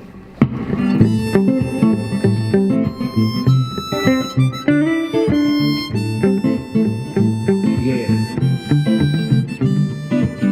Come, my lady, come, my lady. You're my butterfly, sugar, baby. Come, my lady, come, my lady. You're my butterfly, sugar. Such a sexy, pretty little thing. Hey man, could you please stop standing on my leather couch? Yeah, I know you were like famous at one point for like 2 seconds, but get the fuck off my goddamn couch with your shoes on, you fucking degenerate. But bitch, you got me sprung with your tongue ring. And I ain't gonna lie, your loving gets me high. So keep it by my side, there's nothing that I won't try. Butterflies in her eyes and the looks to kill. Time is passing, I'm Bro, this is the kind of guy at my gig that like when he walks up to me and he's like, are you still gonna make me wait to sing my song, or am I gonna have to fuck you up? That's the guy I just let him go. Just, all right, you'll be next, bro, just because I want to get him out of my hair and I don't feel like getting stabbed in the neck. And the weird combination of methamphetamine and alcohol gives your breath a very weird smell from the people that I've dealt with. Not that I would know. I got my teeth still, right there. But yeah, I've met a lot of these versions of Seth Binzer. asking, could this be real? Cause I can't sleep, I can't hold still. The only thing I really know is she got sex appeal. I can feel too much is never enough. She's always there to lift me up when these times get rough. I was lost and one found ever since you've been around. She's a woman that I want, so you're putting it down, and we go.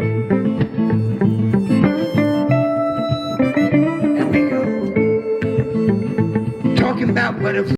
Why is there a Godzilla action figure in the frame? What's going on here exactly? Lies in my head. Come my lady, come my lady. You're my pretty sugar, baby. Come my lady, come my lady. You're my butterfly, sugar. Come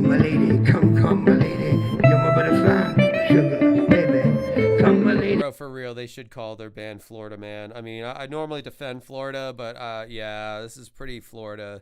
Come, my lady, I'll make your legs shake, you make me go. I don't deserve human lessons, some kind of hidden message. To show me life is precious, I guess it's true. To tell the truth, I really never knew till I met you. See, I was lost and confused, twisted and used up, knew a better life existed. Thought that I missed it, my lifestyle, wow.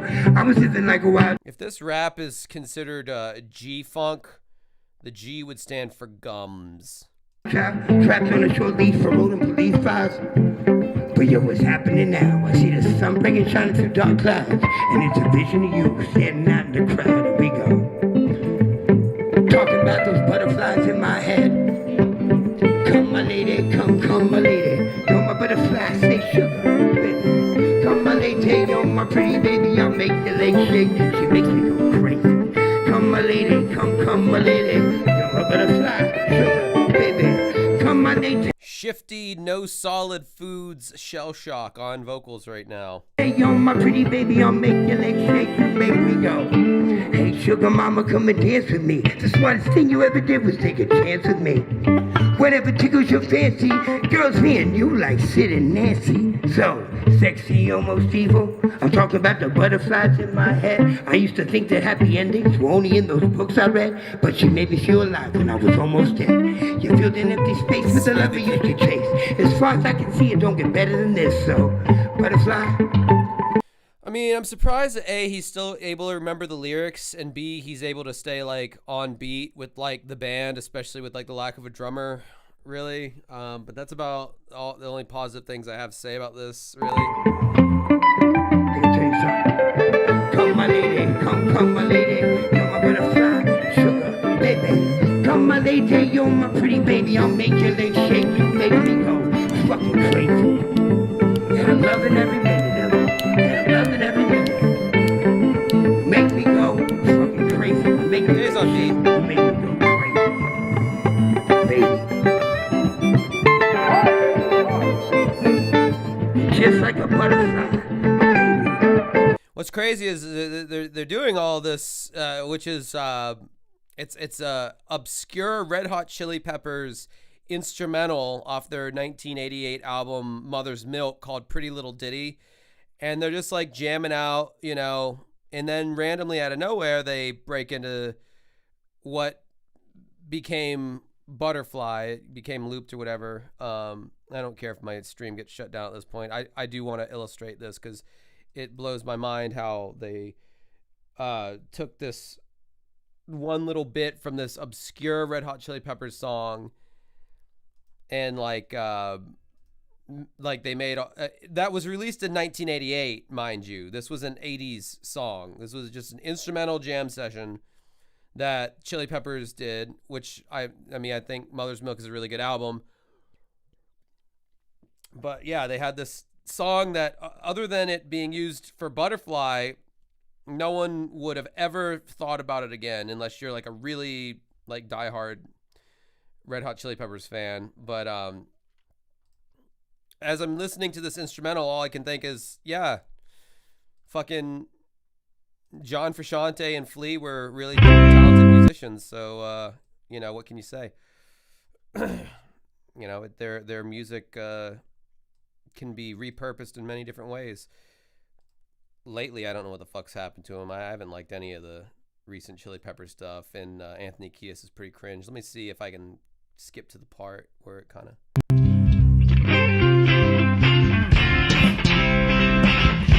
This is kind of how the jam goes. It's just kind of like this ding, ba-dip-a-ding, ba-dip-a-dip-a-ding, and then they just like break into it out of nowhere, which is crazy to hear.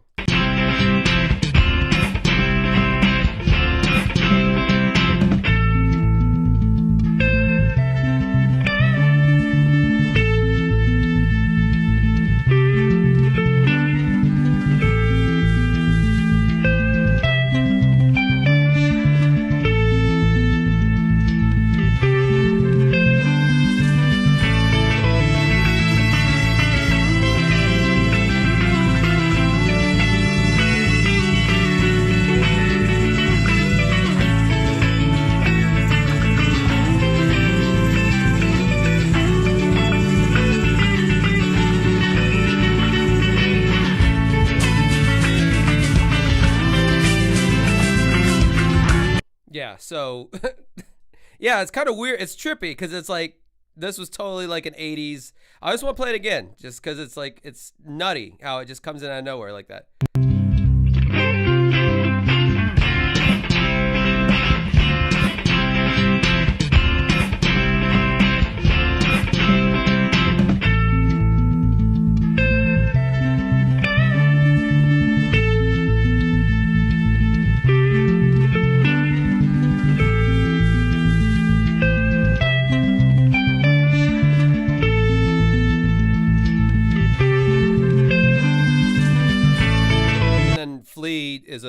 Apparently he's like a master trumpet player, so he's doing the trumpet accompaniment that you obviously don't hear in the Crazy Town song.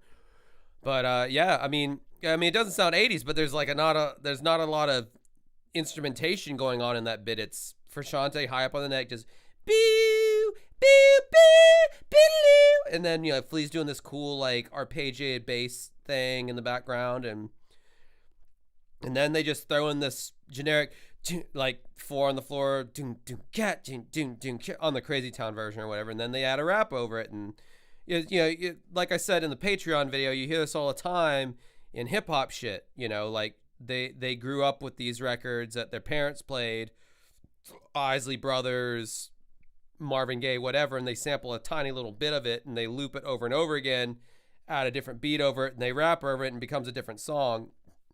You don't really see that in like the new rock world or rap rock world, but they did it with this song. Yeah, I mean, I knew Butterfly way before I knew this song, but I had started getting more into Chili Peppers, and when I get into bands and I really think that I like them, I'll start getting their previous albums. So Californication was the first Chili Peppers album I ever got, like only a year or so after it came out, so in like 2000 or 2001. So then I got Blood Sugar Sex Magic, and then I started going backwards from there because I heard like MTV had this like all the Chili Pepper videos, and they had songs like Fight Like a Brave and Knock Me Down, which is one of my favorite Chili Pepper songs off this same album. Knock Me Down's a badass song. So I got this record and I was listening to all the songs and I was like, oh, this is cool. It's like funk, got some punk rock, and I listened to this song. And then when that broke in, I was like, what the fuck is that? And I looked at because my brother had the Gift of Game album by Crazy Town, because my brother's gay apparently. And I read in the liner notes and it gave credit to, so I believe Chili Peppers are making bank off that single, because like when you sample something that heavily, like they're getting, they're getting a large portion of that. Egoncharov, which I believe I've met in person. Enjoying the stream. Keep it up. Looking forward to the Patreon. Thank you, my friend. And again, I believe I've met you in person. I have to pee again. What should we watch next, I wonder? Yeah, Fight Like a Brave. That's, I think, Tony Hawk 3 is most people's references for that song. Yeah, Rolling Stone. Sting apparently gets all the money for Dire Straits' Money for Nothing. I want my MTV. Like, just Sting lending what little vocals he did to that song. Sting apparently gets like the lion's share of the portion of the royalties, which I think is a little bullshit, because it's like, he's got the beginning and then he kind of got the end part, and then he does some backup vocals in the middle, but it's like that song is mainly like Dire Straits. Like, that's some bullshit, but that's, man, publishing is a crazy thing. It's a crazy thing to get into. And I'm sure they're going to be like, oh, your video can't be monetized because you did the Red Hot Chili Pepper thing. Yeah, no, Dire Straits is a legit band. All right, let me take a piss real quick. Think about something you want to watch.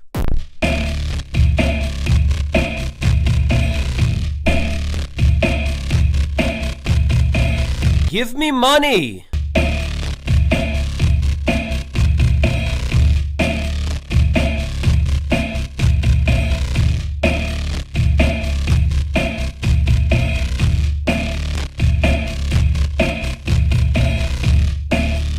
Give me money!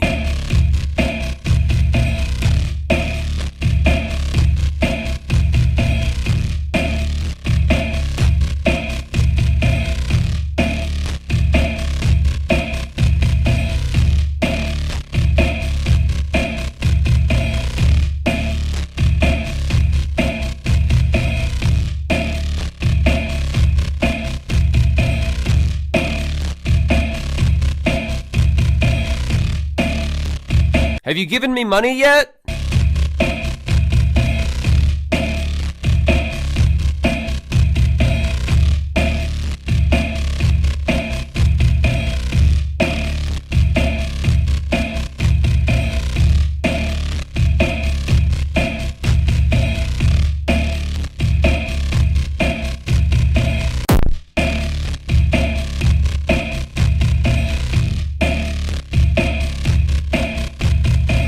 Give me money!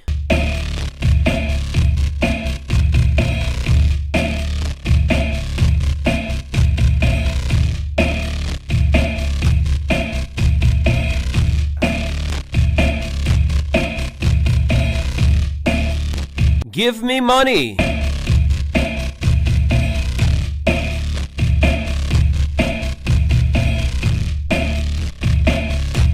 I'll tell you what it's about. Oh, I mean, no. if we want to get deep. No, we're not doing that again. Yeah, people keep saying there's like some kind of subliminal messaging in my little break there. I don't see it or hear anything. It just sounds like a normal little loop to me. Oh, is it weird that I just like pissed on the floor next to the toilet when I went in there just then? I didn't pee in the toilet.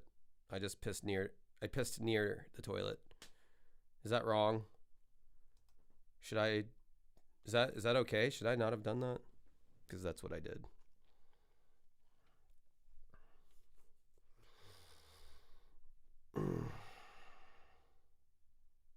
Kiss reunion packages. Is this an actual video I can? Because I'm seeing this for like a second time now. This is an easy video to pull up. Kiss reunion / first tour. I'm not seeing any easily clickable video that I can bring up for that one. But yes, I know their touring packages are fucking ridiculous. Yeah, Autumn, that album sucks. I do like Bedazzled, which was, I think, their first single from that album. And it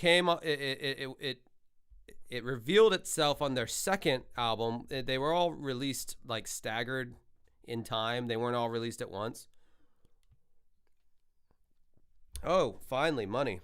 Sad Mad Wolf, $10. Must give money. Hypno Josh has spoken. By the way, do you have anything to say about Alt J? They're huge in England, but not in the States. I like them so much I bought all their albums. Alt J. They have what songs they got there? Oh, that band that did Breezel Blocks. I hate that song. He sings like this with that little boo-boo voice. Shoving the balls and then the Breezel Blocks. I don't like how he sings at all. Makes me want to hammer a nail into my prick hole.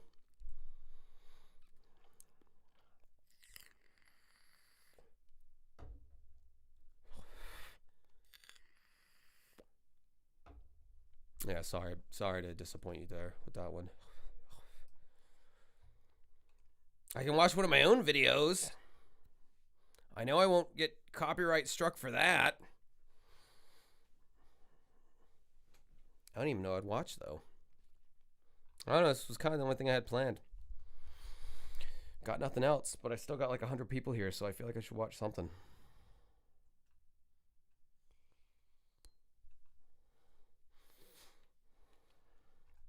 I don't know, I'm looking through my old videos, see if there's anything I'd want to bring up.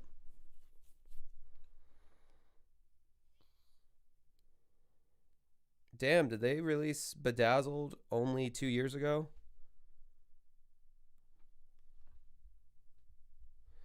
Yeah, I thought about doing the phone call thing, but I don't know. I just don't really feel like talking to people right now. Like, my neck is hurting. It's hurting a little bit less now that the alcohol is seemingly kicking in. Oh, okay. This kind of fits into the motif. Bill Burr gets like emotional telling this story that on the Moth podcast, and he like got weirdly emotional, which like Bill Burr never really does, and it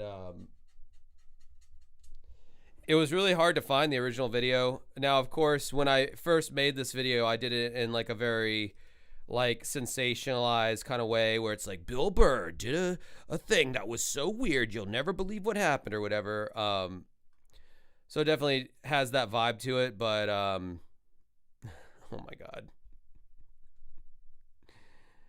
And then right when you thought I was going to go left, I go right. We're going to do a Hi everyone, my name is Tamra's Never Seen Victoria Jackson from Saturday Night Live. And this is Tamra's Never Seen, and today I'm watching UFH. Just kidding, we're not doing that. I'm working on a Channel Awesome video, an edited Channel Awesome video, so that's why I have that queued up. Where the fuck's it at? I'm trying to find. I know I just downloaded it. Where the fuck? Oh, here it goes. All right, here we go. One of me old videos. In February of 2003, Bill Burr was filmed live at the U.S. Arts and Comedy Festival in Aspen, where he told a heart-wrenching story about his dysfunctional relationship with his father. This story was also carried on the Moth podcast, which is where I first heard it many years ago. Even though this story was eventually... I'm kind of doing like a Gamer from Mars vibe right now, where I got the creepy music in the background and I'm trying to be all like ominous with the lighting and everything. It turned into a comedy bit on Bill Burr's 2019 stand-up special Paper Tiger. This by no means was always a laughing matter for Bill.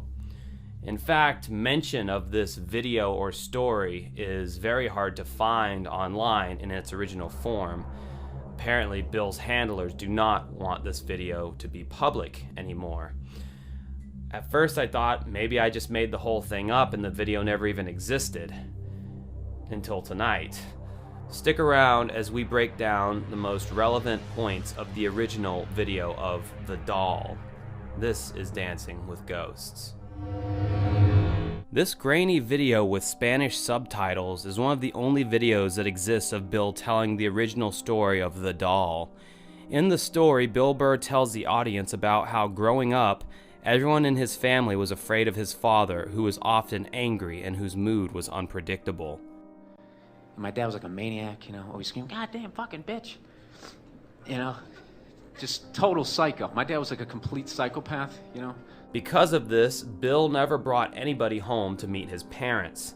That is, until he turned the age of 30, when he finally summoned up the strength to bring his girlfriend home to meet his parents.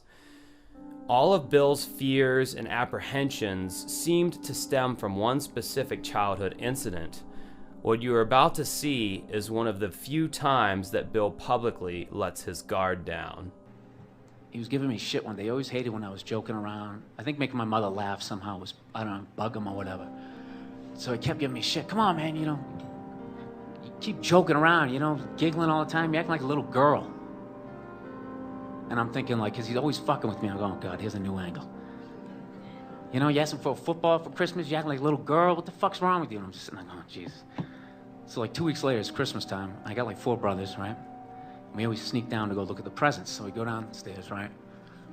There's all these gifts down there all wrapped. And we're all looking to see who got what, you know. There's all these little tags, to Ed from Santa. You know, be like, you know, to Bob from Mom and Dad or whatever.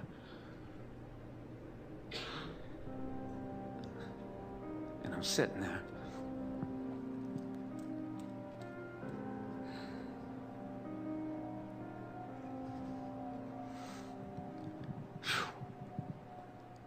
Just wait a second.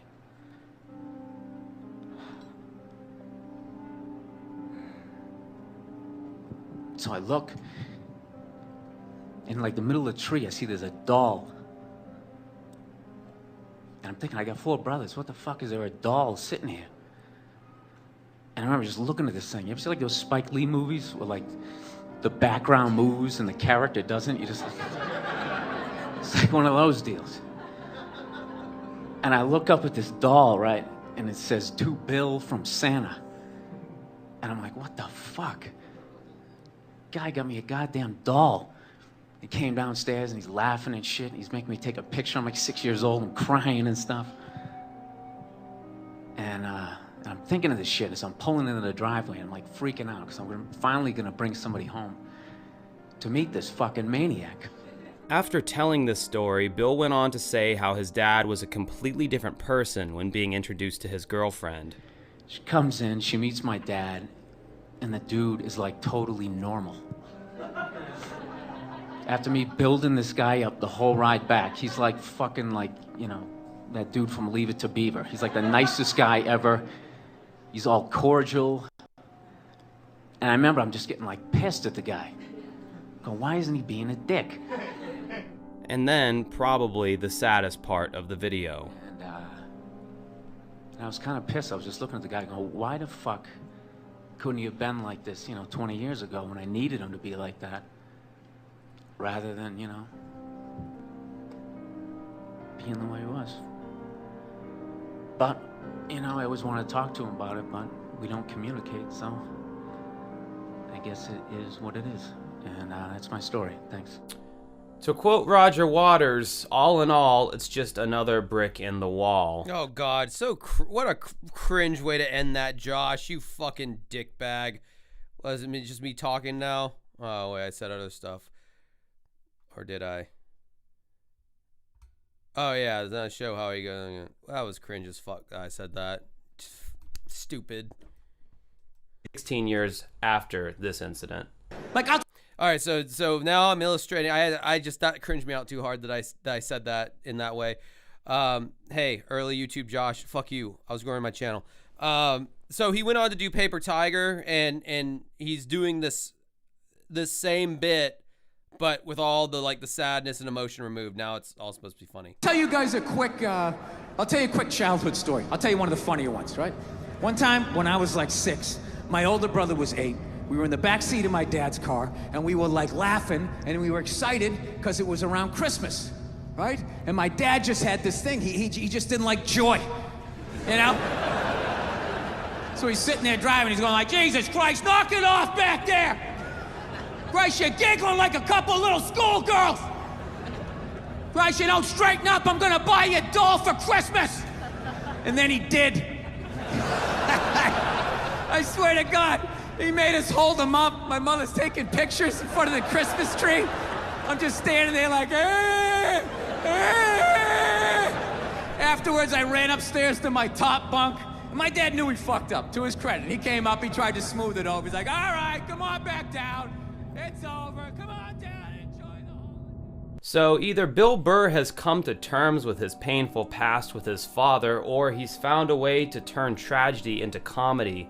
Either way, I don't know why this video is so hard to find online. It's approaching the lost media status. Any kind of Google search will yield you some closed down Reddit post with a link that's been privatized. If you're lucky, you can find the one with the Spanish subtitles. I don't know why Bill's people have tried so hard to scrub this video from existence. It doesn't make Bill any less of a comedian. In fact, it makes him more relatable as a human being. I was glad I was able to find this video because A, it means that I'm not crazy and I wasn't just making this up, and B, it shows Bill as a flawed individual and not this stone-cold, unflappable person that he likes to make himself out to be. If you're interested in more videos about Bill Burr, I've done a few on my channel. They're okay, that's all we need to hear. Yeah, so that was the Bill Burr.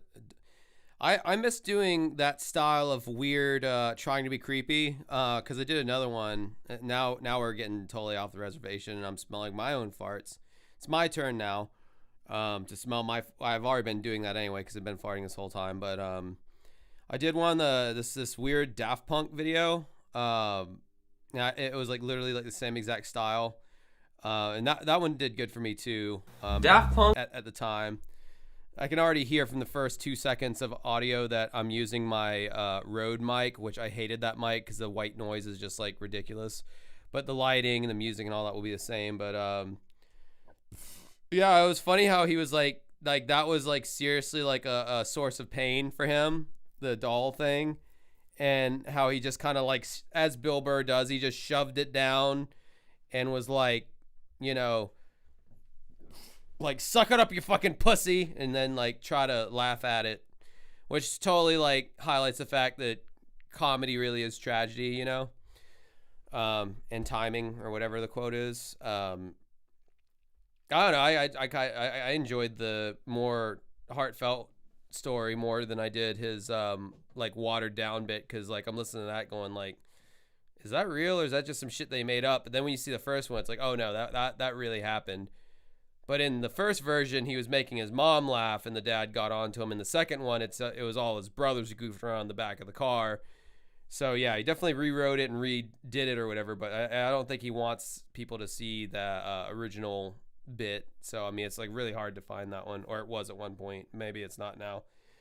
And Video Rehash has been farting this whole time. Is one of my favorite musical groups. Daft Punk is one of my favorite musical groups of all time. I often forget just how much they've influenced me musically. I first heard about the band when they released their album Discovery in 2001, with the disco-infused hit One More Time winning me over.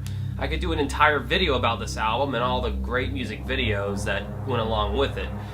I kept up very heavily with Daft Punk during this point in their career, and this was a time when the internet was still fairly new, believe it or not, and on-demand information about bands you really liked was pretty scarce. But finally, in 2005, Daft Punk would release the follow-up to the highly successful Discovery with an album called Human After All. Upon its release, this album was quickly panned by critics as a dud. Some Daft Punk fans don't even know that this album exists. But it was one music video off this album that really disturbed a lot of people. Stick around if you'd like to delve more into the music video that Daft Punk does not want you to see. This is Dancing with Ghosts. In March of 2005, Daft Punk dropped Human After All, the follow-up to their highly successful and critically acclaimed album Discovery. Discovery was seen as a fun, lighthearted dance record, but Human After All had noticeably darker, more repetitive song structures. It was almost as if the band were trying to put you in some kind of robotic trance and reprogram your brain. Barry Walters of Rolling Stone went on to say, quote, "The duo generally repeats rather than elaborates its riffs," end quote. In fact, this record could have severely damaged Daft Punk's career.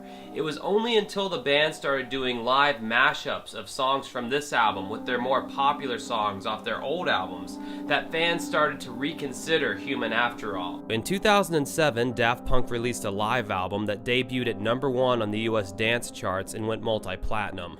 But let's get back to 2005. The song that most people recognize off this album is the track Technologic, which in its own right also has a fairly creepy music video, but it paled in comparison to the music video for the song Prime Time of Your Life. This was the video that really bothered people. I'm going to try to format this video in such a way as to avoid YouTube's copyright police, so please bear with me. The video opens up with a talking skeleton. As the camera zooms out, we see a little girl watching television. As the child starts flipping through the channels, all the people on the screen are living skeletons. The child then gets up and starts looking at some pictures on her dresser. As the child looks at the pictures, the scenes come alive as the child relives the memories in the photographs. She's handed a necklace and poses. As the camera pans across the other pictures, we see the child jumping rope with her skeleton friends, and she is seemingly overweight in the picture. This is when things get fucked up. The child then goes into the bathroom, takes off her necklace, opens the bathroom drawer, pulls out a razor blade, and begins cutting her hand open, peeling back flesh. She then cuts the skin off her face, peeling it all off. When seeing herself in the mirror, she faints and, seemingly, dies. Her parents, who are clearly not skeletons, rush into her room to discover her on the floor. As the camera pans again across the dresser of photos, we see all the skeletons are now people, and the picture of the child jumping rope is now at a seemingly healthy weight. The video finishes with a video of the child joining her friends in what I'm assuming is a fantasy, to where she too is now a skeleton. This music video is pretty disturbing and is clearly speaking to the mental illness of body dysmorphic disorder. This is a mental illness where the sufferer obsesses about some perceived physical flaw. So much so that they avoid social situations, which is why in this video we see the girl in her room watching TV instead of with friends or family. With most pre-random access memory era Daft Punk songs, most of their lyrics can be boiled down to about 1 or 2 lines. This song is no different. The lyrics literally read, "Prime time of your life, now live the prime time of your life," with other words being thrown in here or there. My point is, with such vague lyrics, many different interpretations can be extrapolated from a Daft Punk song. And clearly the director of this video, Tony Gardner, wanted to touch upon the body dysmorphic disorder issue in one of the most creepiest ways possible. It's not just the concept itself, though, it's the way the video was shot. The filters that are used really make this look like an old VHS tape that you might uncover in your parents' closet. Maybe some dark family secret that they never wanted anyone to find out about. Also, the set design. By the looks of this child's bedroom, you can tell she has caring parents who probably live in a nice home in the suburbs.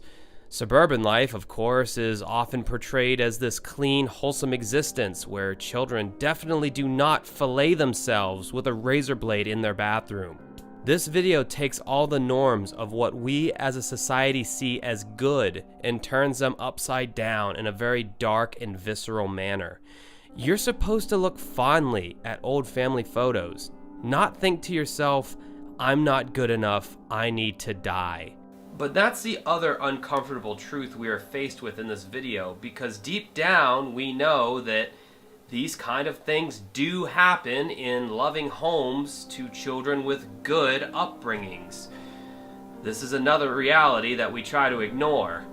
And the fact that this video has made me feel all these emotions, by definition, tells me that this is in fact a great piece of art. Unfortunately, however, it seems the Daft Punk camp doesn't want this kind of content to be part of their image anymore. This is the only music video missing from Daft Punk's YouTube page. Warner Music France is the only page that hosts this video, and the comments are conspicuously turned off. I feel like this is kind of a cop-out though for Daft Punk. As a duo that is constantly pushing the boundaries of video and music, why shy away from content that deals with mental illness? I get that since the release of the hugely successful Random Access Memories album, Daft Punk is in a higher musical echelon, and maybe they just don't want to be associated with anything mildly controversial, hence the disabled comments. At the end of the day though, Daft Punk are true visionaries, and who am I? Yeah, so anyway, that was that video. Yeah, it's back on their page now, but it wasn't at that time of making that video. Yeah, those are my two, I don't know what you want to call them, Josh trying to be creepy videos, but they're fun to do. If there's a subject matter, that I feel like warrants that, I'm down to still do that again. But when I'm in my bedroom set, because that's just my regular ass bedroom, that shows you how long ago those videos were, because I've been doing this set back here for like at least 2 or 3 years now. $4.99 super chat from Katie F. Josh, are you familiar with the genius of Tyler Sneed and Joe Exotic? If not, would you please consider... No, that's all my beer balls.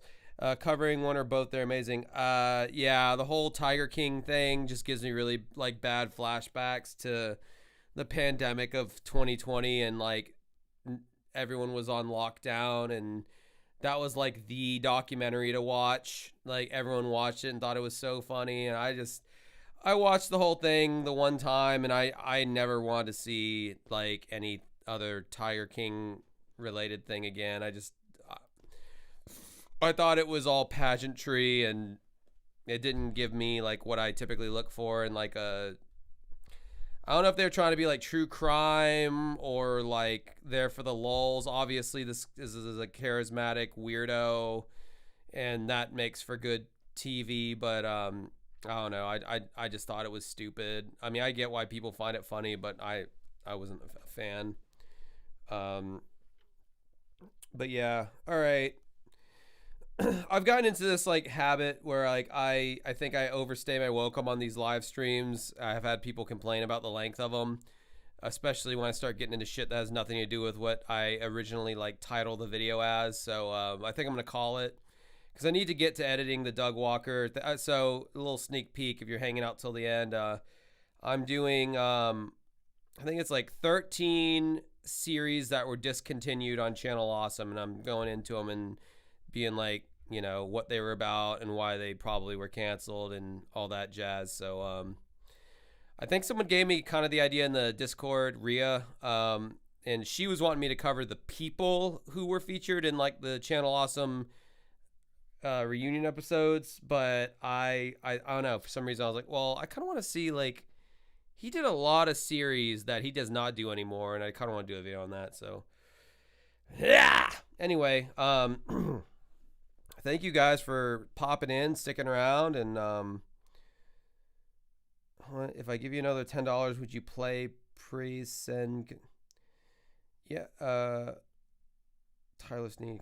Yeah, sure. If you give me $10, I'll see whatever that is, as long as it's like not like super long. I'm a whore. I'm like, hey, give me money. That's what this whole thing's about, man. It's all about the grift. Show me the money. Ha ha ha ha ha.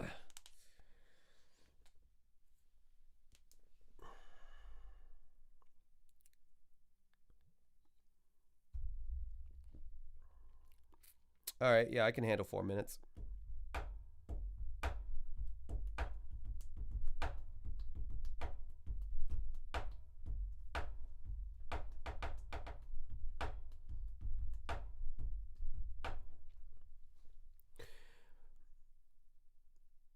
All right.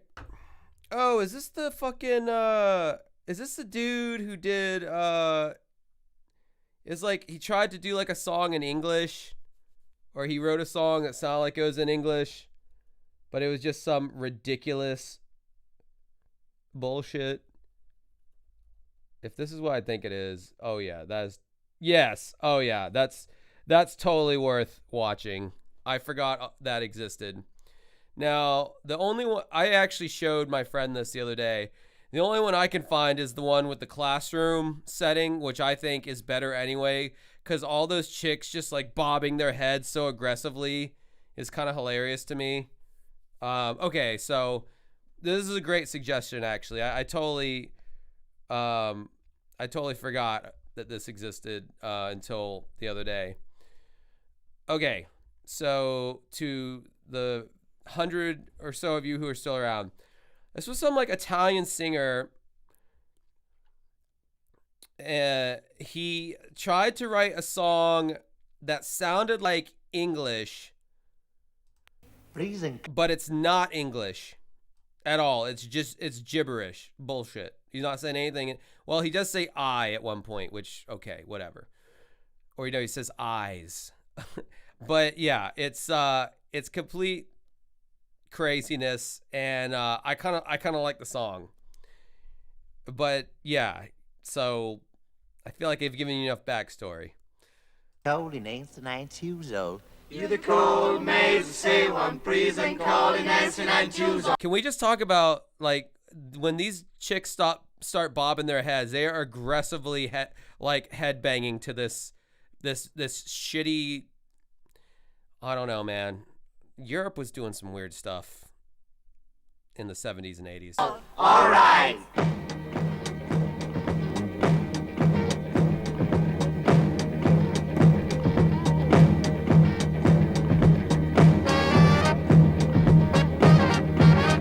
That is a slutty little trumpet, by the way, or that horn section. That's a slutty horn section.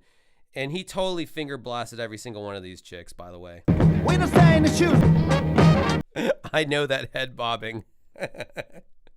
Oh, that's funny. What a slutty horn section that is. Just letting it all. Just the whole thing's slutty as fuck. This is that guy who has like a really fucking hot girlfriend, and you're like, how did this dude get a really hot fucking girlfriend? But he has the The katra. The thing that Kramer has on Seinfeld. He just has that thing that hot chicks want to bounce on his Italian uncircumcised wiener.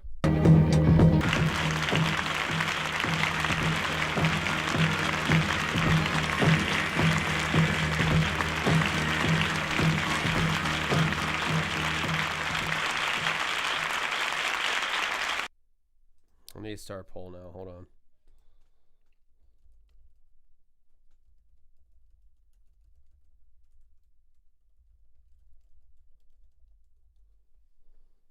I just gotta know, unless they ban it.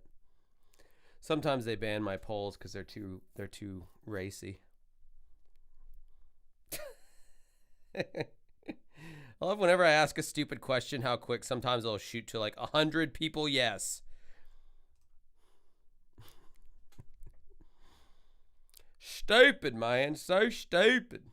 Good goddamn. Yeah. No, that's some good shit. All right.